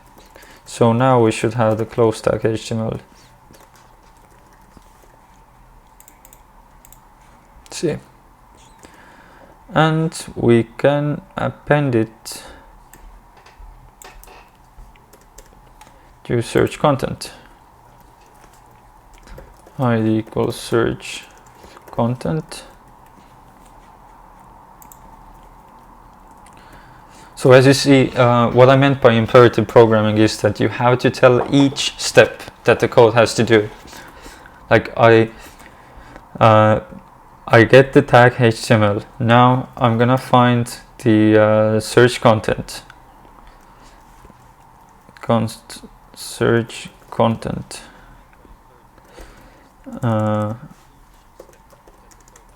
Element equals document.get element by ID search content. Now I'm gonna add to that element's search content element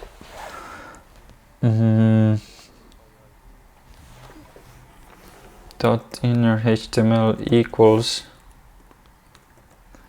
I'm gonna add whatever there was already plus close tag HTML.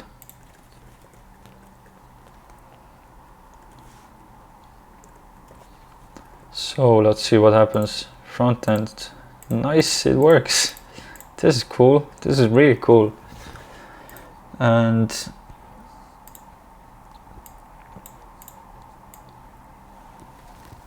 yeah, this is quite cool. So whenever you click, then it gets added to the search bar. Now what I noticed are two things. Firstly, we must be able to remove those items, and secondly, the clicked element should become active. So there are two things to be done.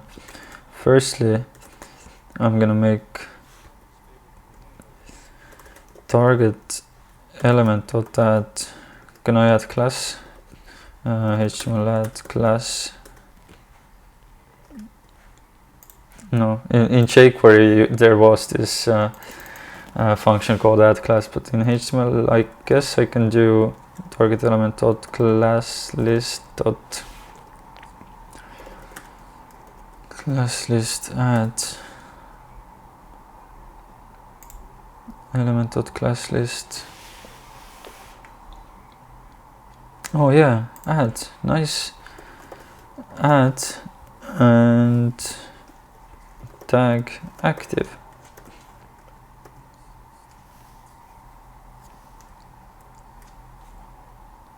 And now each clicked element should also get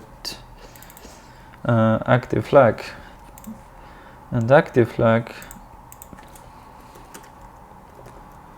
should also have a separate style. So yep. And what I also, now based on that active flag, we can do another thing, that when active flag is clicked, then we remove that item from the jobs, from the search bar.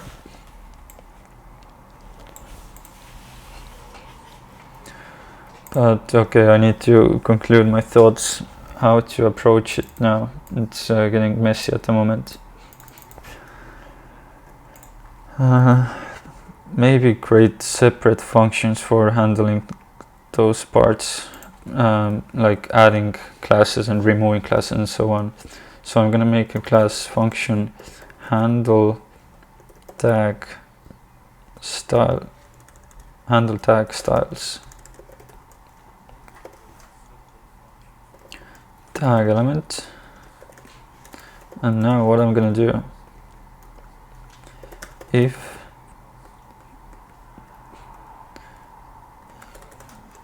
const tag active class equals tag active. Now what we can do, if tag element dot class list dot contains active class, then we're gonna remove it.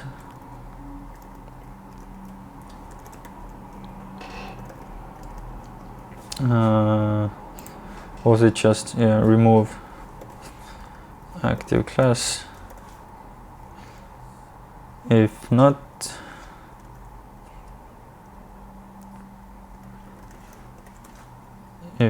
we're gonna add it. So basically we toggle the class, and this can be a separate function already. Function toggle class, element and class.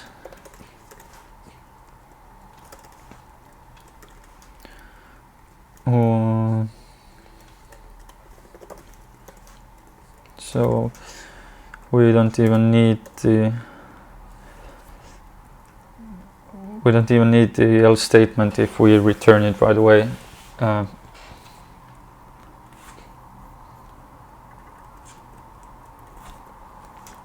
Class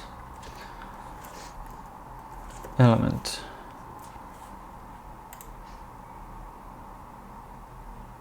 Okay.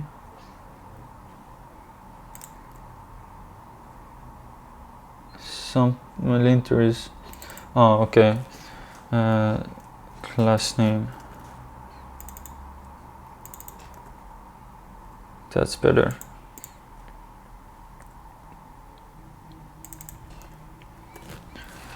Okay, now we have a function to toggle classes. And I can handle tag. I'm really thinking how to structure that project at the moment.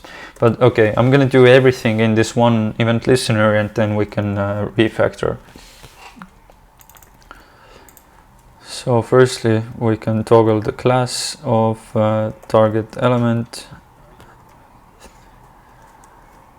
and tag active class. So in theory that should work.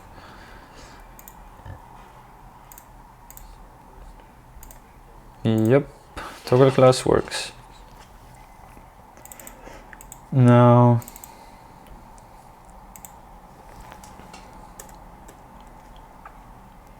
another thing we should do is, if element is clicked,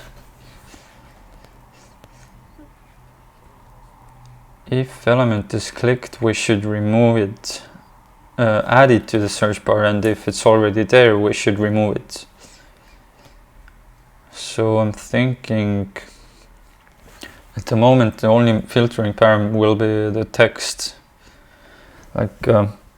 What I mean is that if frontend is already existing here in search bar, then we add it. If it doesn't,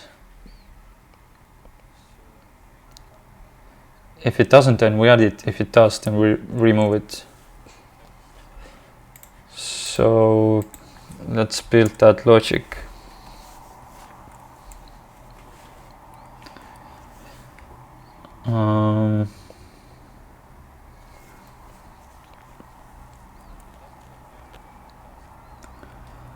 I'm really thinking how to build it now.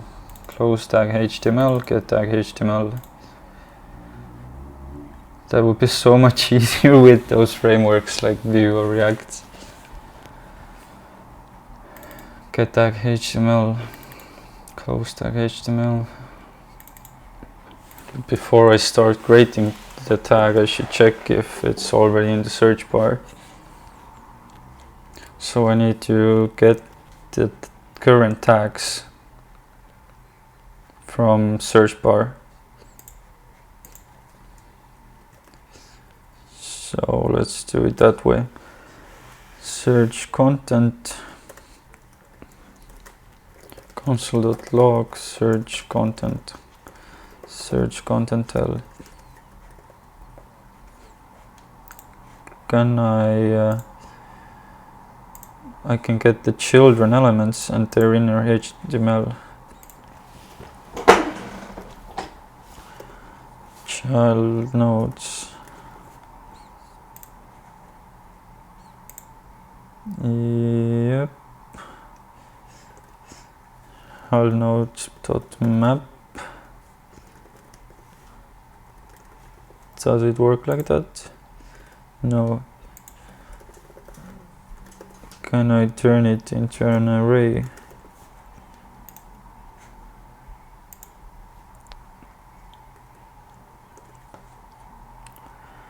And can I get the inner HTML from that? Undefined end.text. No.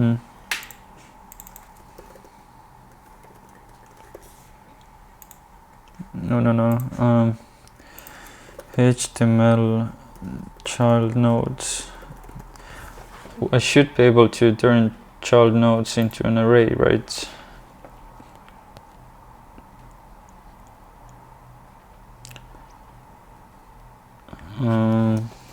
HTML child nodes into array. Node list into an array. Array from. Yep. As you can see, I don't know everything from my head, and I guess this is like normal in the world of developers. You don't have to know everything.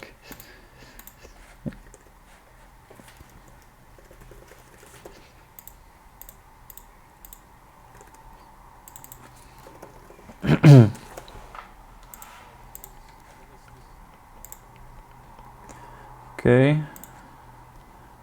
And so basically I already know how to get the content of each element. I can do existing tags, and I can now do array from search content element children. Now I'm going to map it, and I'm going to make sure that there is content, and if there is, I'm gonna trim it.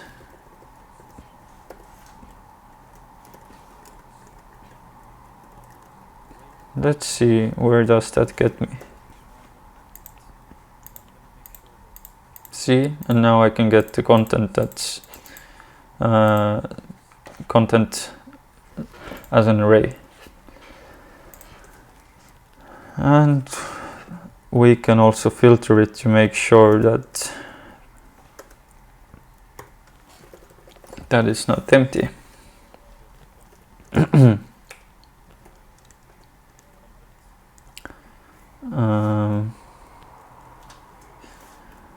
Okay, let's give them better variable names.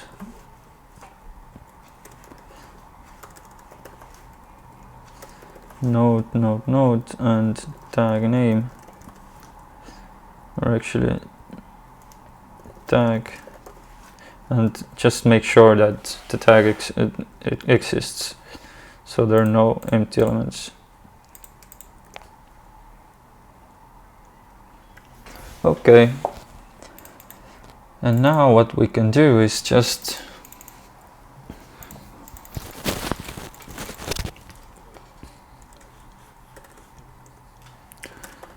if existing tags dot includes target_l,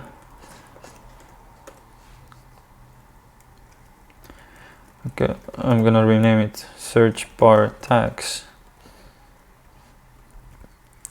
and I'm gonna make it let, because I'm gonna now use that as the source of truth for search bar tags that need to be inside.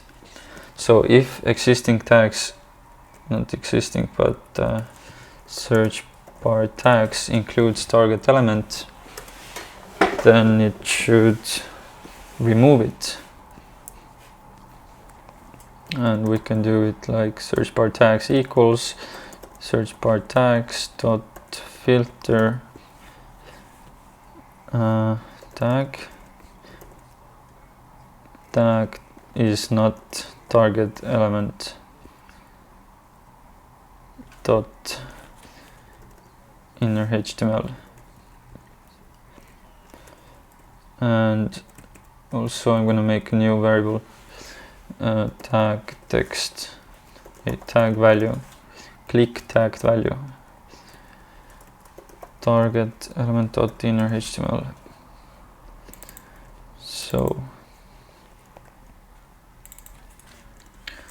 So basically when search bar tags includes tag value, then we're gonna remove it. Otherwise, we're gonna add it.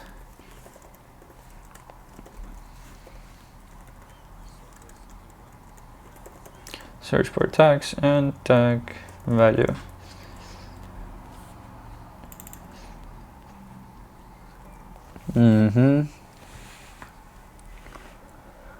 And now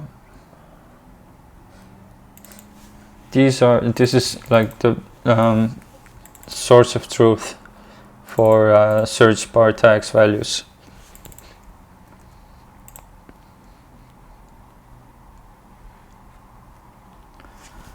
Yeah, it's quite ugly at the moment, I don't like it, but let's get it functioning. And now search, what we can do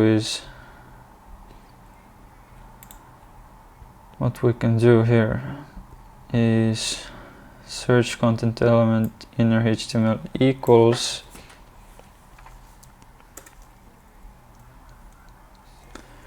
search bar tags dot reduce. Again, I'm making use of reduce. So accumulate current tag, and I'm gonna take the tags from search bar, or the source of truth that we have, and I'm gonna accumulate or add them to the search content element. So those tags get inserted to search content element.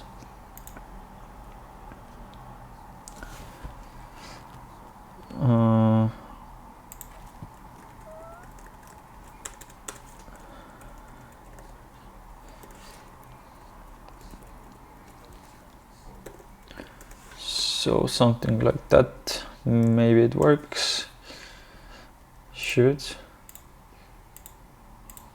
Okay, something doesn't work and something does work.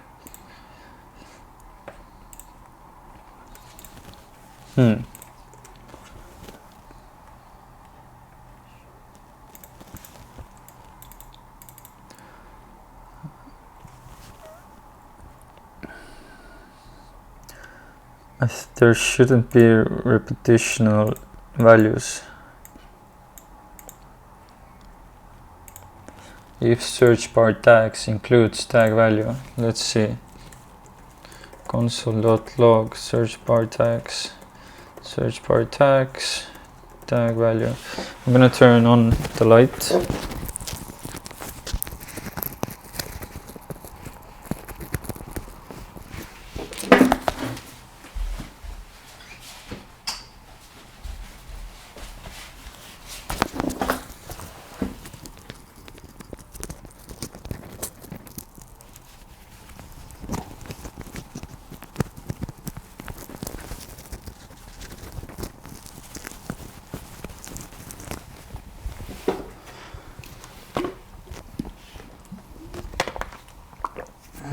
Okay. So search bar tags is empty and front end was clicked. Now I'm gonna add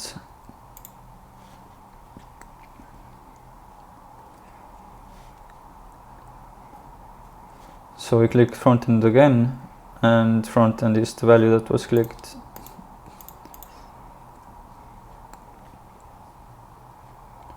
But I thought that search bar tags doesn't include the values that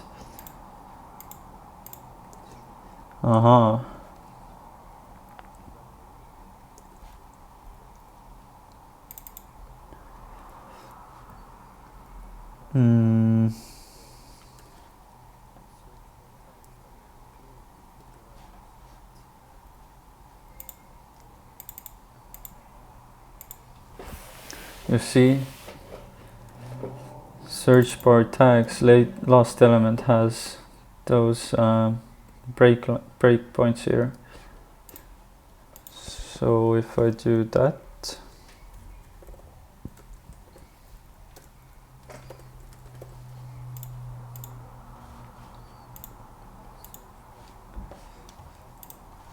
but still, search bar tags equals, gonna do a comment inside that part here.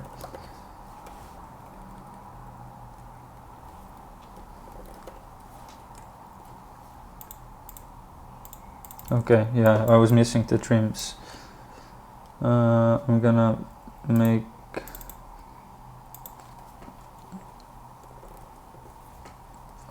use the trim there, so we don't have to use trim everywhere.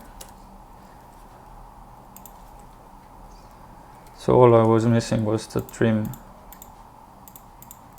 And see, it already actually works.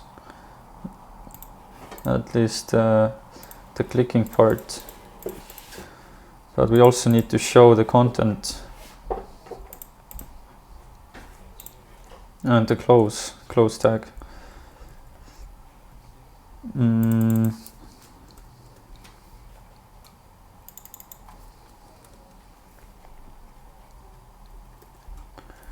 Okay, let's first do the close, like removing part, and then we can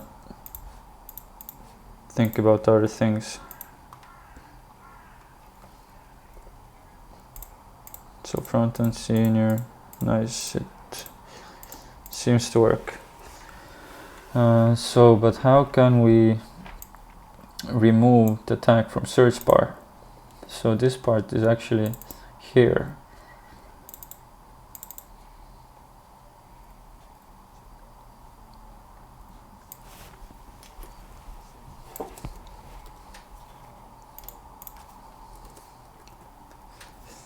So what I'm gonna do is I'm gonna separate that part, the search bar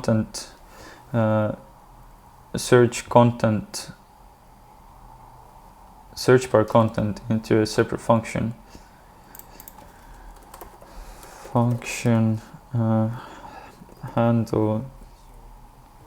Handle search bar. No, toggle search bar tag.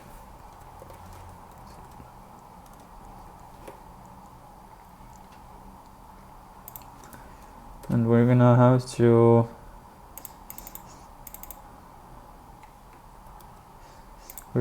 to pass in the tag value there. Tag value. Let's see if it works like that. And toggle search bar tag. Target L.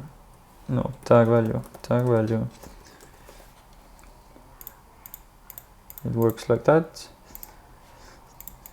And now, whenever the clicked element is the close tag, then we're gonna remove the tag.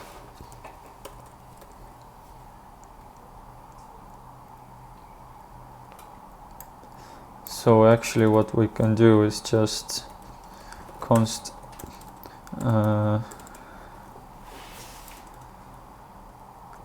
tag classes tag and close tag. So whenever one of those classes is clicked, we're gonna handle our function or run our function.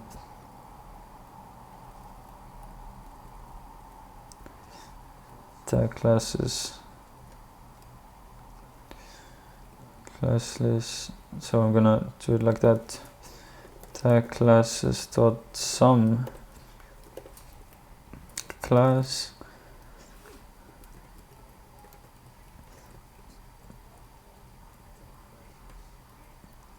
and if it contains class, So if tag classes contains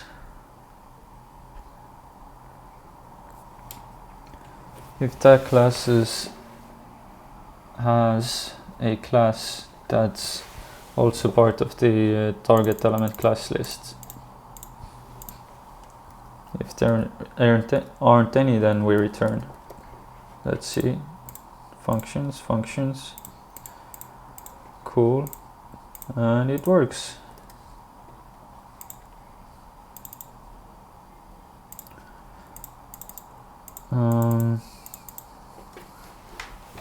But toggle class doesn't work like that, because at the moment we're targeting the element. There are those edge cases already coming out.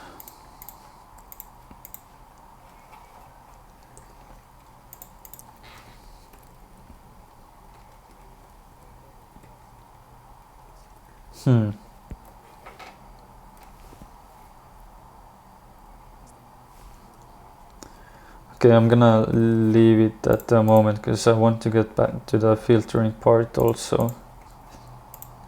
But basically those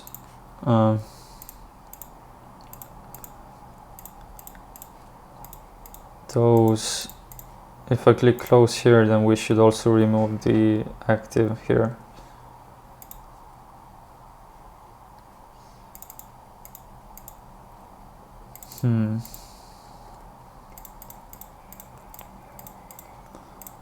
Yes, I'm gonna leave it at the moment. Any questions? No questions. So, and I'm also gonna do the filtering part now.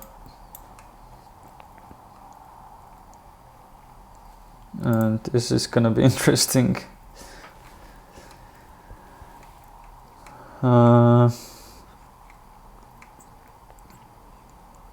So how it's gonna work? Job listings HTML. So we have to always update job listings.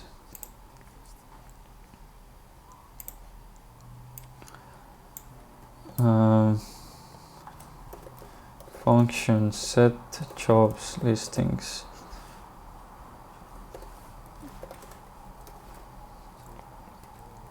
And this is the function we're gonna call out by default, but we are also going to add some logic there now.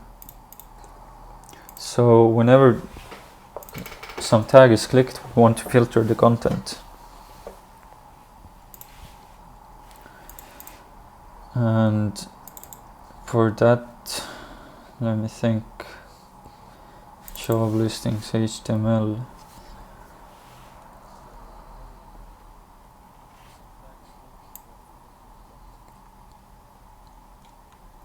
We have to get the HTML that is in accordance with our tags. So we have to filter the data that is used to generate the HTML. So basically, job listings is the thing we want to filter. And at the moment I'm gonna do like really robust.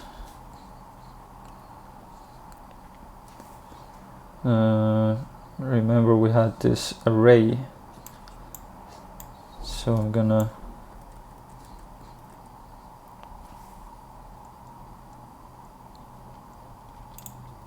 we could use filter that array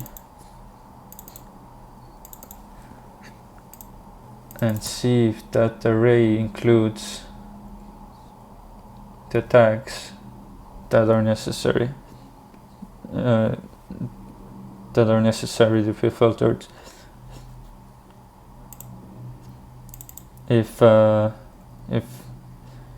filter array is empty, then we display all values. If the filter array is not empty, then we compare this array to the filter array.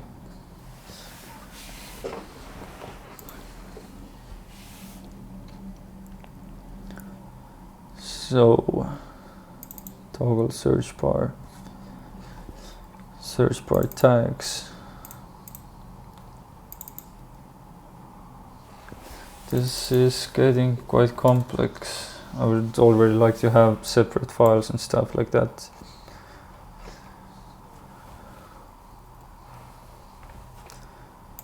And I can already think of better ways to do it, but let's finish it. It's been quite interesting. So, search bar tags. I'd like to get access to those search bar tags.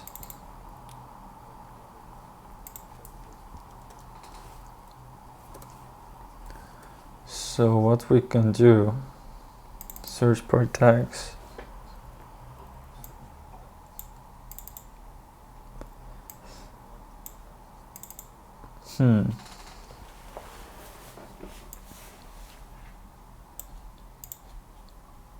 I can return search bar tags from here.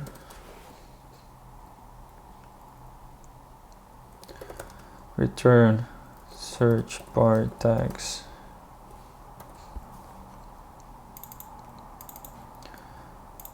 But then yeah, I'm gonna do it so that this function will return search bar tags. Get all search bar tags, or get search bar tags. This function will return it, and here we will set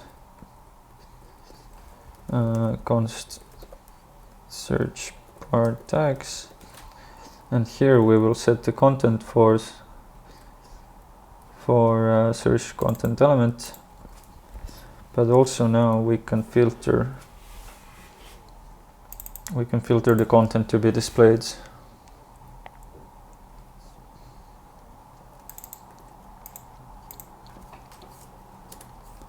So it should be something like set jobs listings, and it should take like a filter array,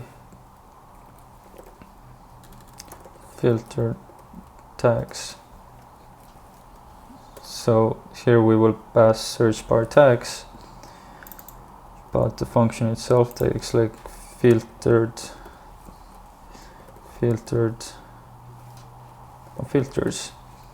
Filter tags.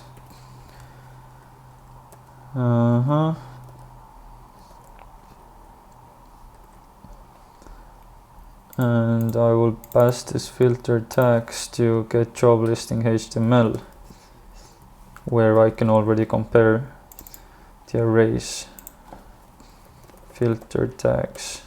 By default it's empty. And here we can see that if the filter tag doesn't exist in tags array,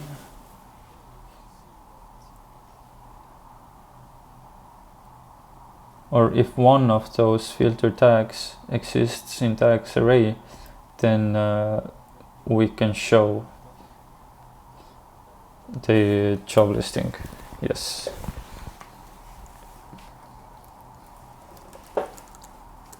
So what we can do is passes filter equals if filter tags. So first we can check the length of filter tags. If it's 0, or actually we can just do a negative boolean check. If it's 0, or, and now we're gonna do sum. If any of filter tags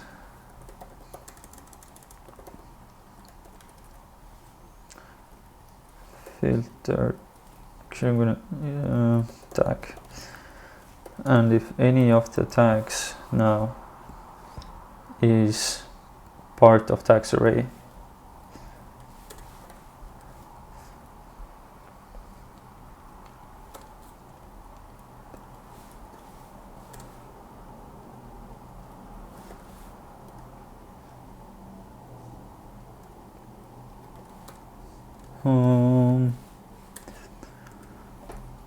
if tags array dot includes tag, so it passes filter if there are no filter tags or any filter tags is part of tags array.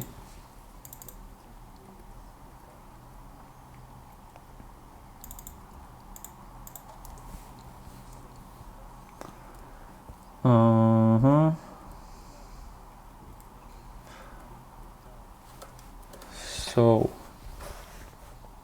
and if it passes it the filter,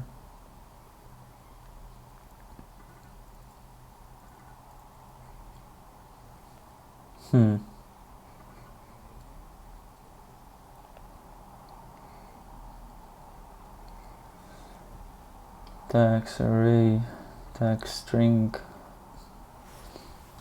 Okay, and if it passes the if,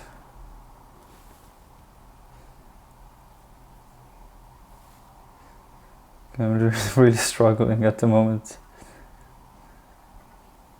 If it doesn't pass the filter, then we return an empty string. If it does, then we finally return the job listing HTML.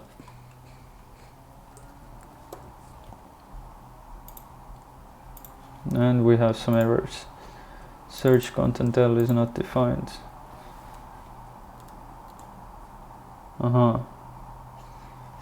Well, of course it's not defined because I didn't define it. Get search part tags.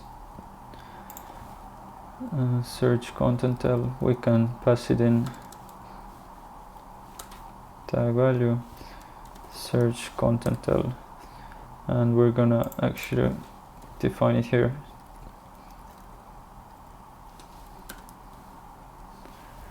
I'm mixing it, I don't like that. I'm mixing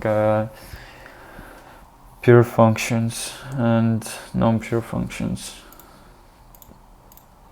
So, but this is really cool. See, the filtering works. See in your HTML, front end, full stack. But at the moment I'm showing if any of those, my logic is incorrect at the moment.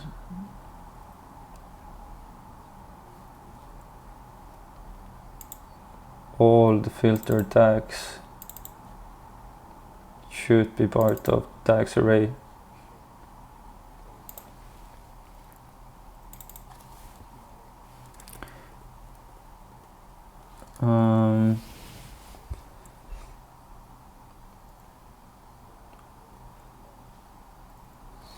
So there was some array function for that, to check if all values are truthy in an array, or to check that all filter tags are part of tags array. JavaScript array, array methods. Okay, and some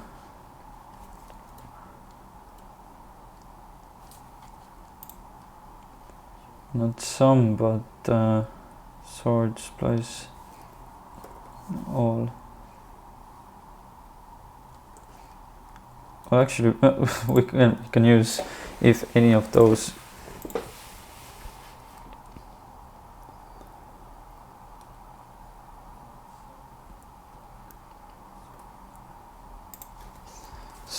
So if any of those doesn't, if any of filter tags isn't part of tags array, or filter tags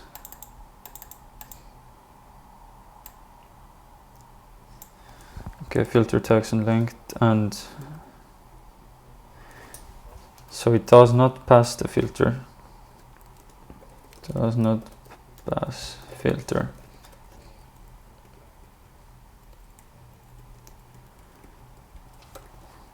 I'm gonna improve the logic in a moment, just to see if my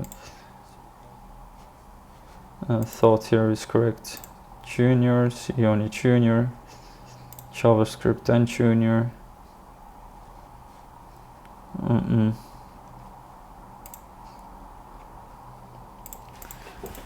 My logic isn't correct here at the moment.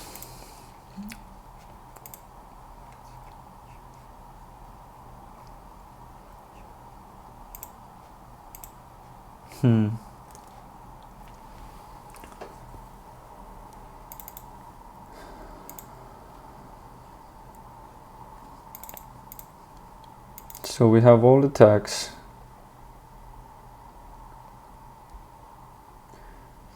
And we want to know if we want to show that job listing.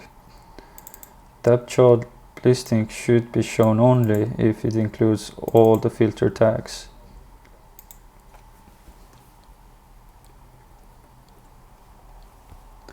So what we can do is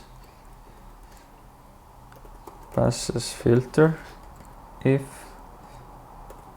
filter tags doesn't have length, or filter tags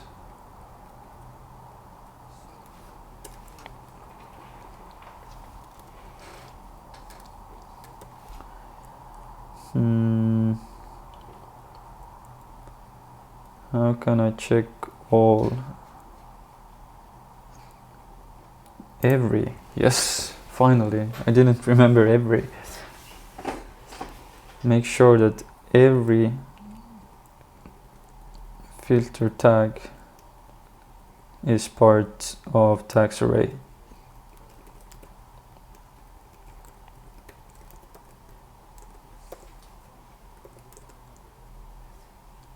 Passes filter tags dot length,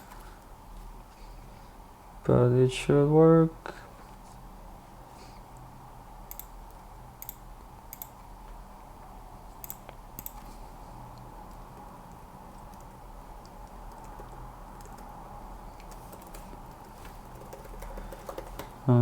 I broke something.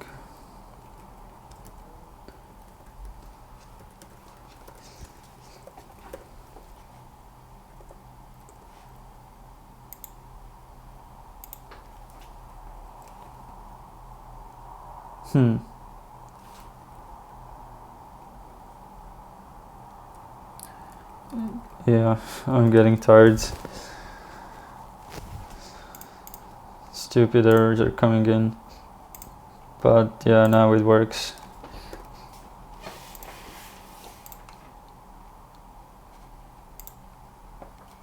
So finally we have a working thing.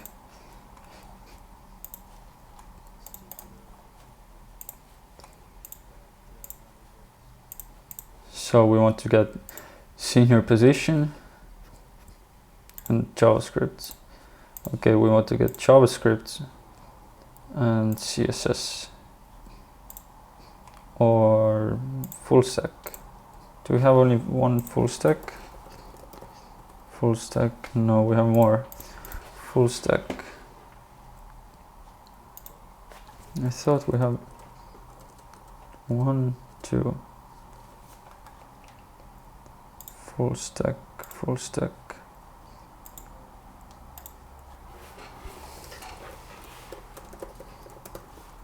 1, 2, 3. But we have more. Full stack. 1, 2, 3. But we show only 2. Why do we show 2?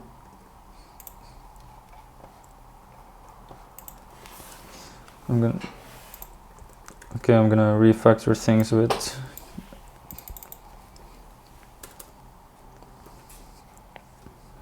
And then see. So basically this is our data, jobs listing. We have the get tag HTML. I guess this is nicer. No, this is nicer. We have get job listing HTML, which does tons of things, but basically get job listing HTML. So it returns the job listing HTML, but it also sees if it passes the filter. If it passes the filter, then it will combine all the tag strings and in the end return the job listing HTML. That makes sense. Toggle class is a helper function that we use only at one place. It's okay at the moment. So get search bar tags. So get search bar tags sees if tags include tag value. If it does, then it removes it. Otherwise it adds it. Good. Set job listings. We'll just set job listings HTML.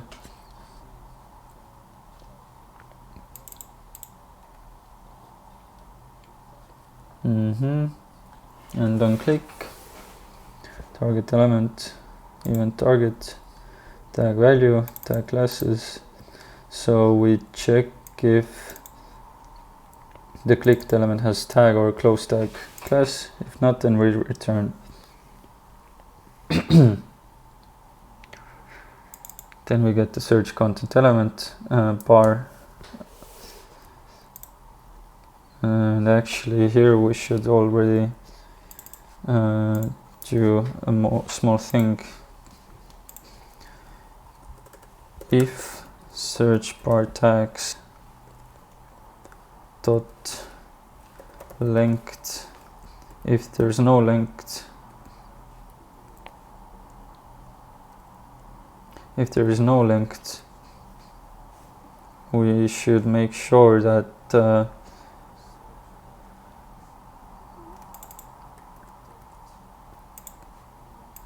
if there is no length, then we should remove the display. We should hide the search bar. So this can actually easily be done by playing with opacity. So search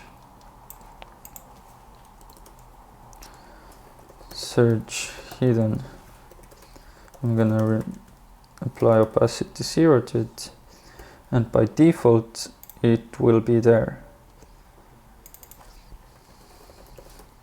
Search hidden.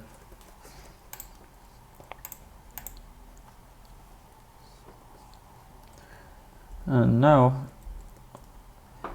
we're gonna do it so that if there is length, then we're gonna add it. Search bar content element, search content element dot class list dot add. No, if there is length, then we're gonna remove the hidden. Search hidden. Otherwise we're gonna add it.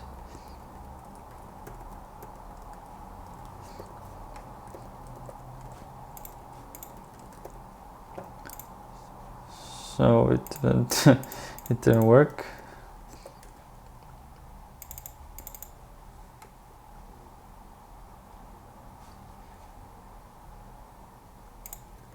Let's see. search hidden.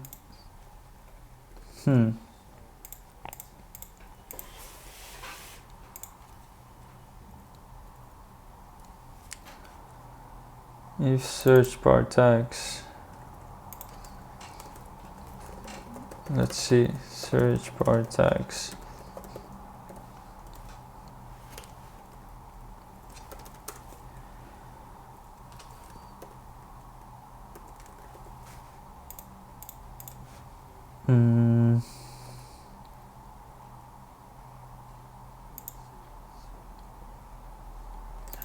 I targeted the wrong element.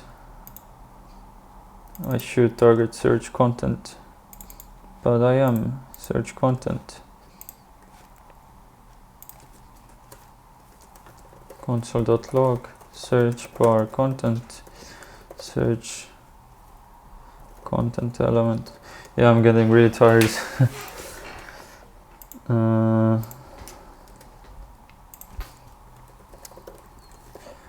It's starting to make stupid mistakes, so we have to actually array from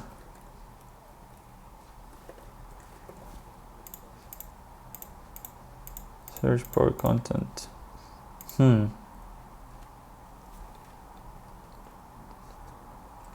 I'm checking completely wrong things at the moment.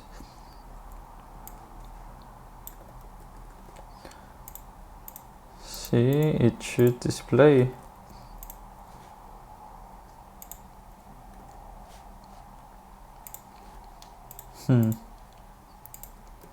Search hidden is removed, but from the wrong element.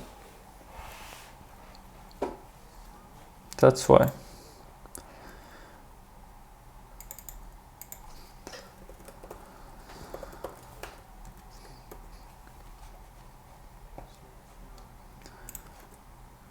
Search wrapper.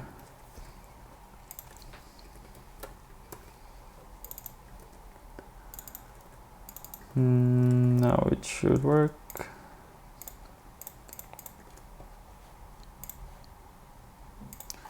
We can also add a new transition like opacity. 1 second. Maybe it's smoother. Yep.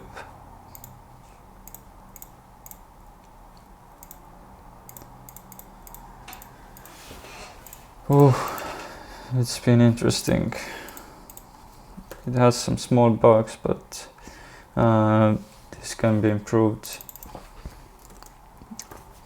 Actually, I'm really happy. It took some time to get it working, but in the end, it's not too bad.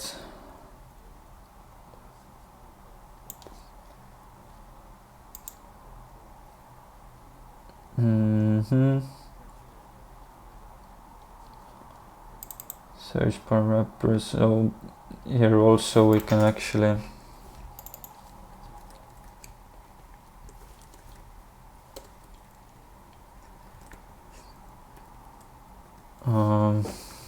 okay, we can keep it here, but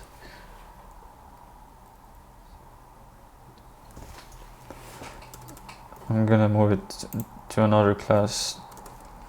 Function set search wrapper.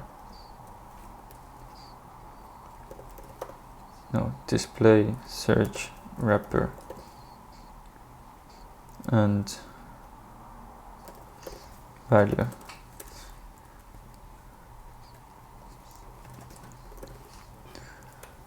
So basically, if display is true,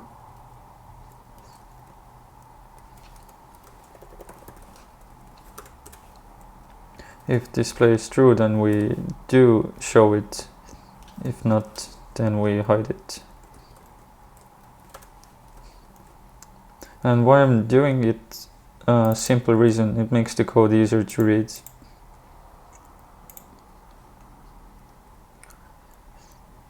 So now I can just have search bar tags var tags dot length is bigger than 0.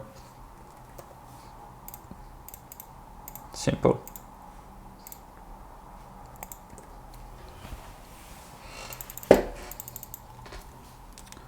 And just to make the code a bit nicer to read. Whew. Okay guys, I know there are some things to be finished, like why does it not show all full stack offers?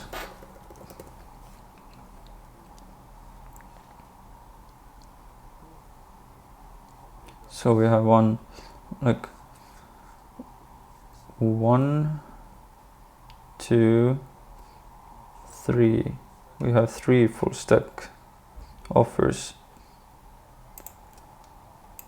Which one is not showing at the moment?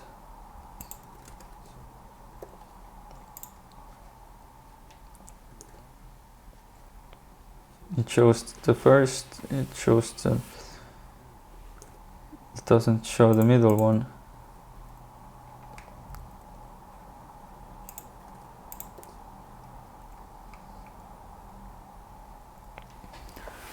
But I'm already starting to make like simple mistakes,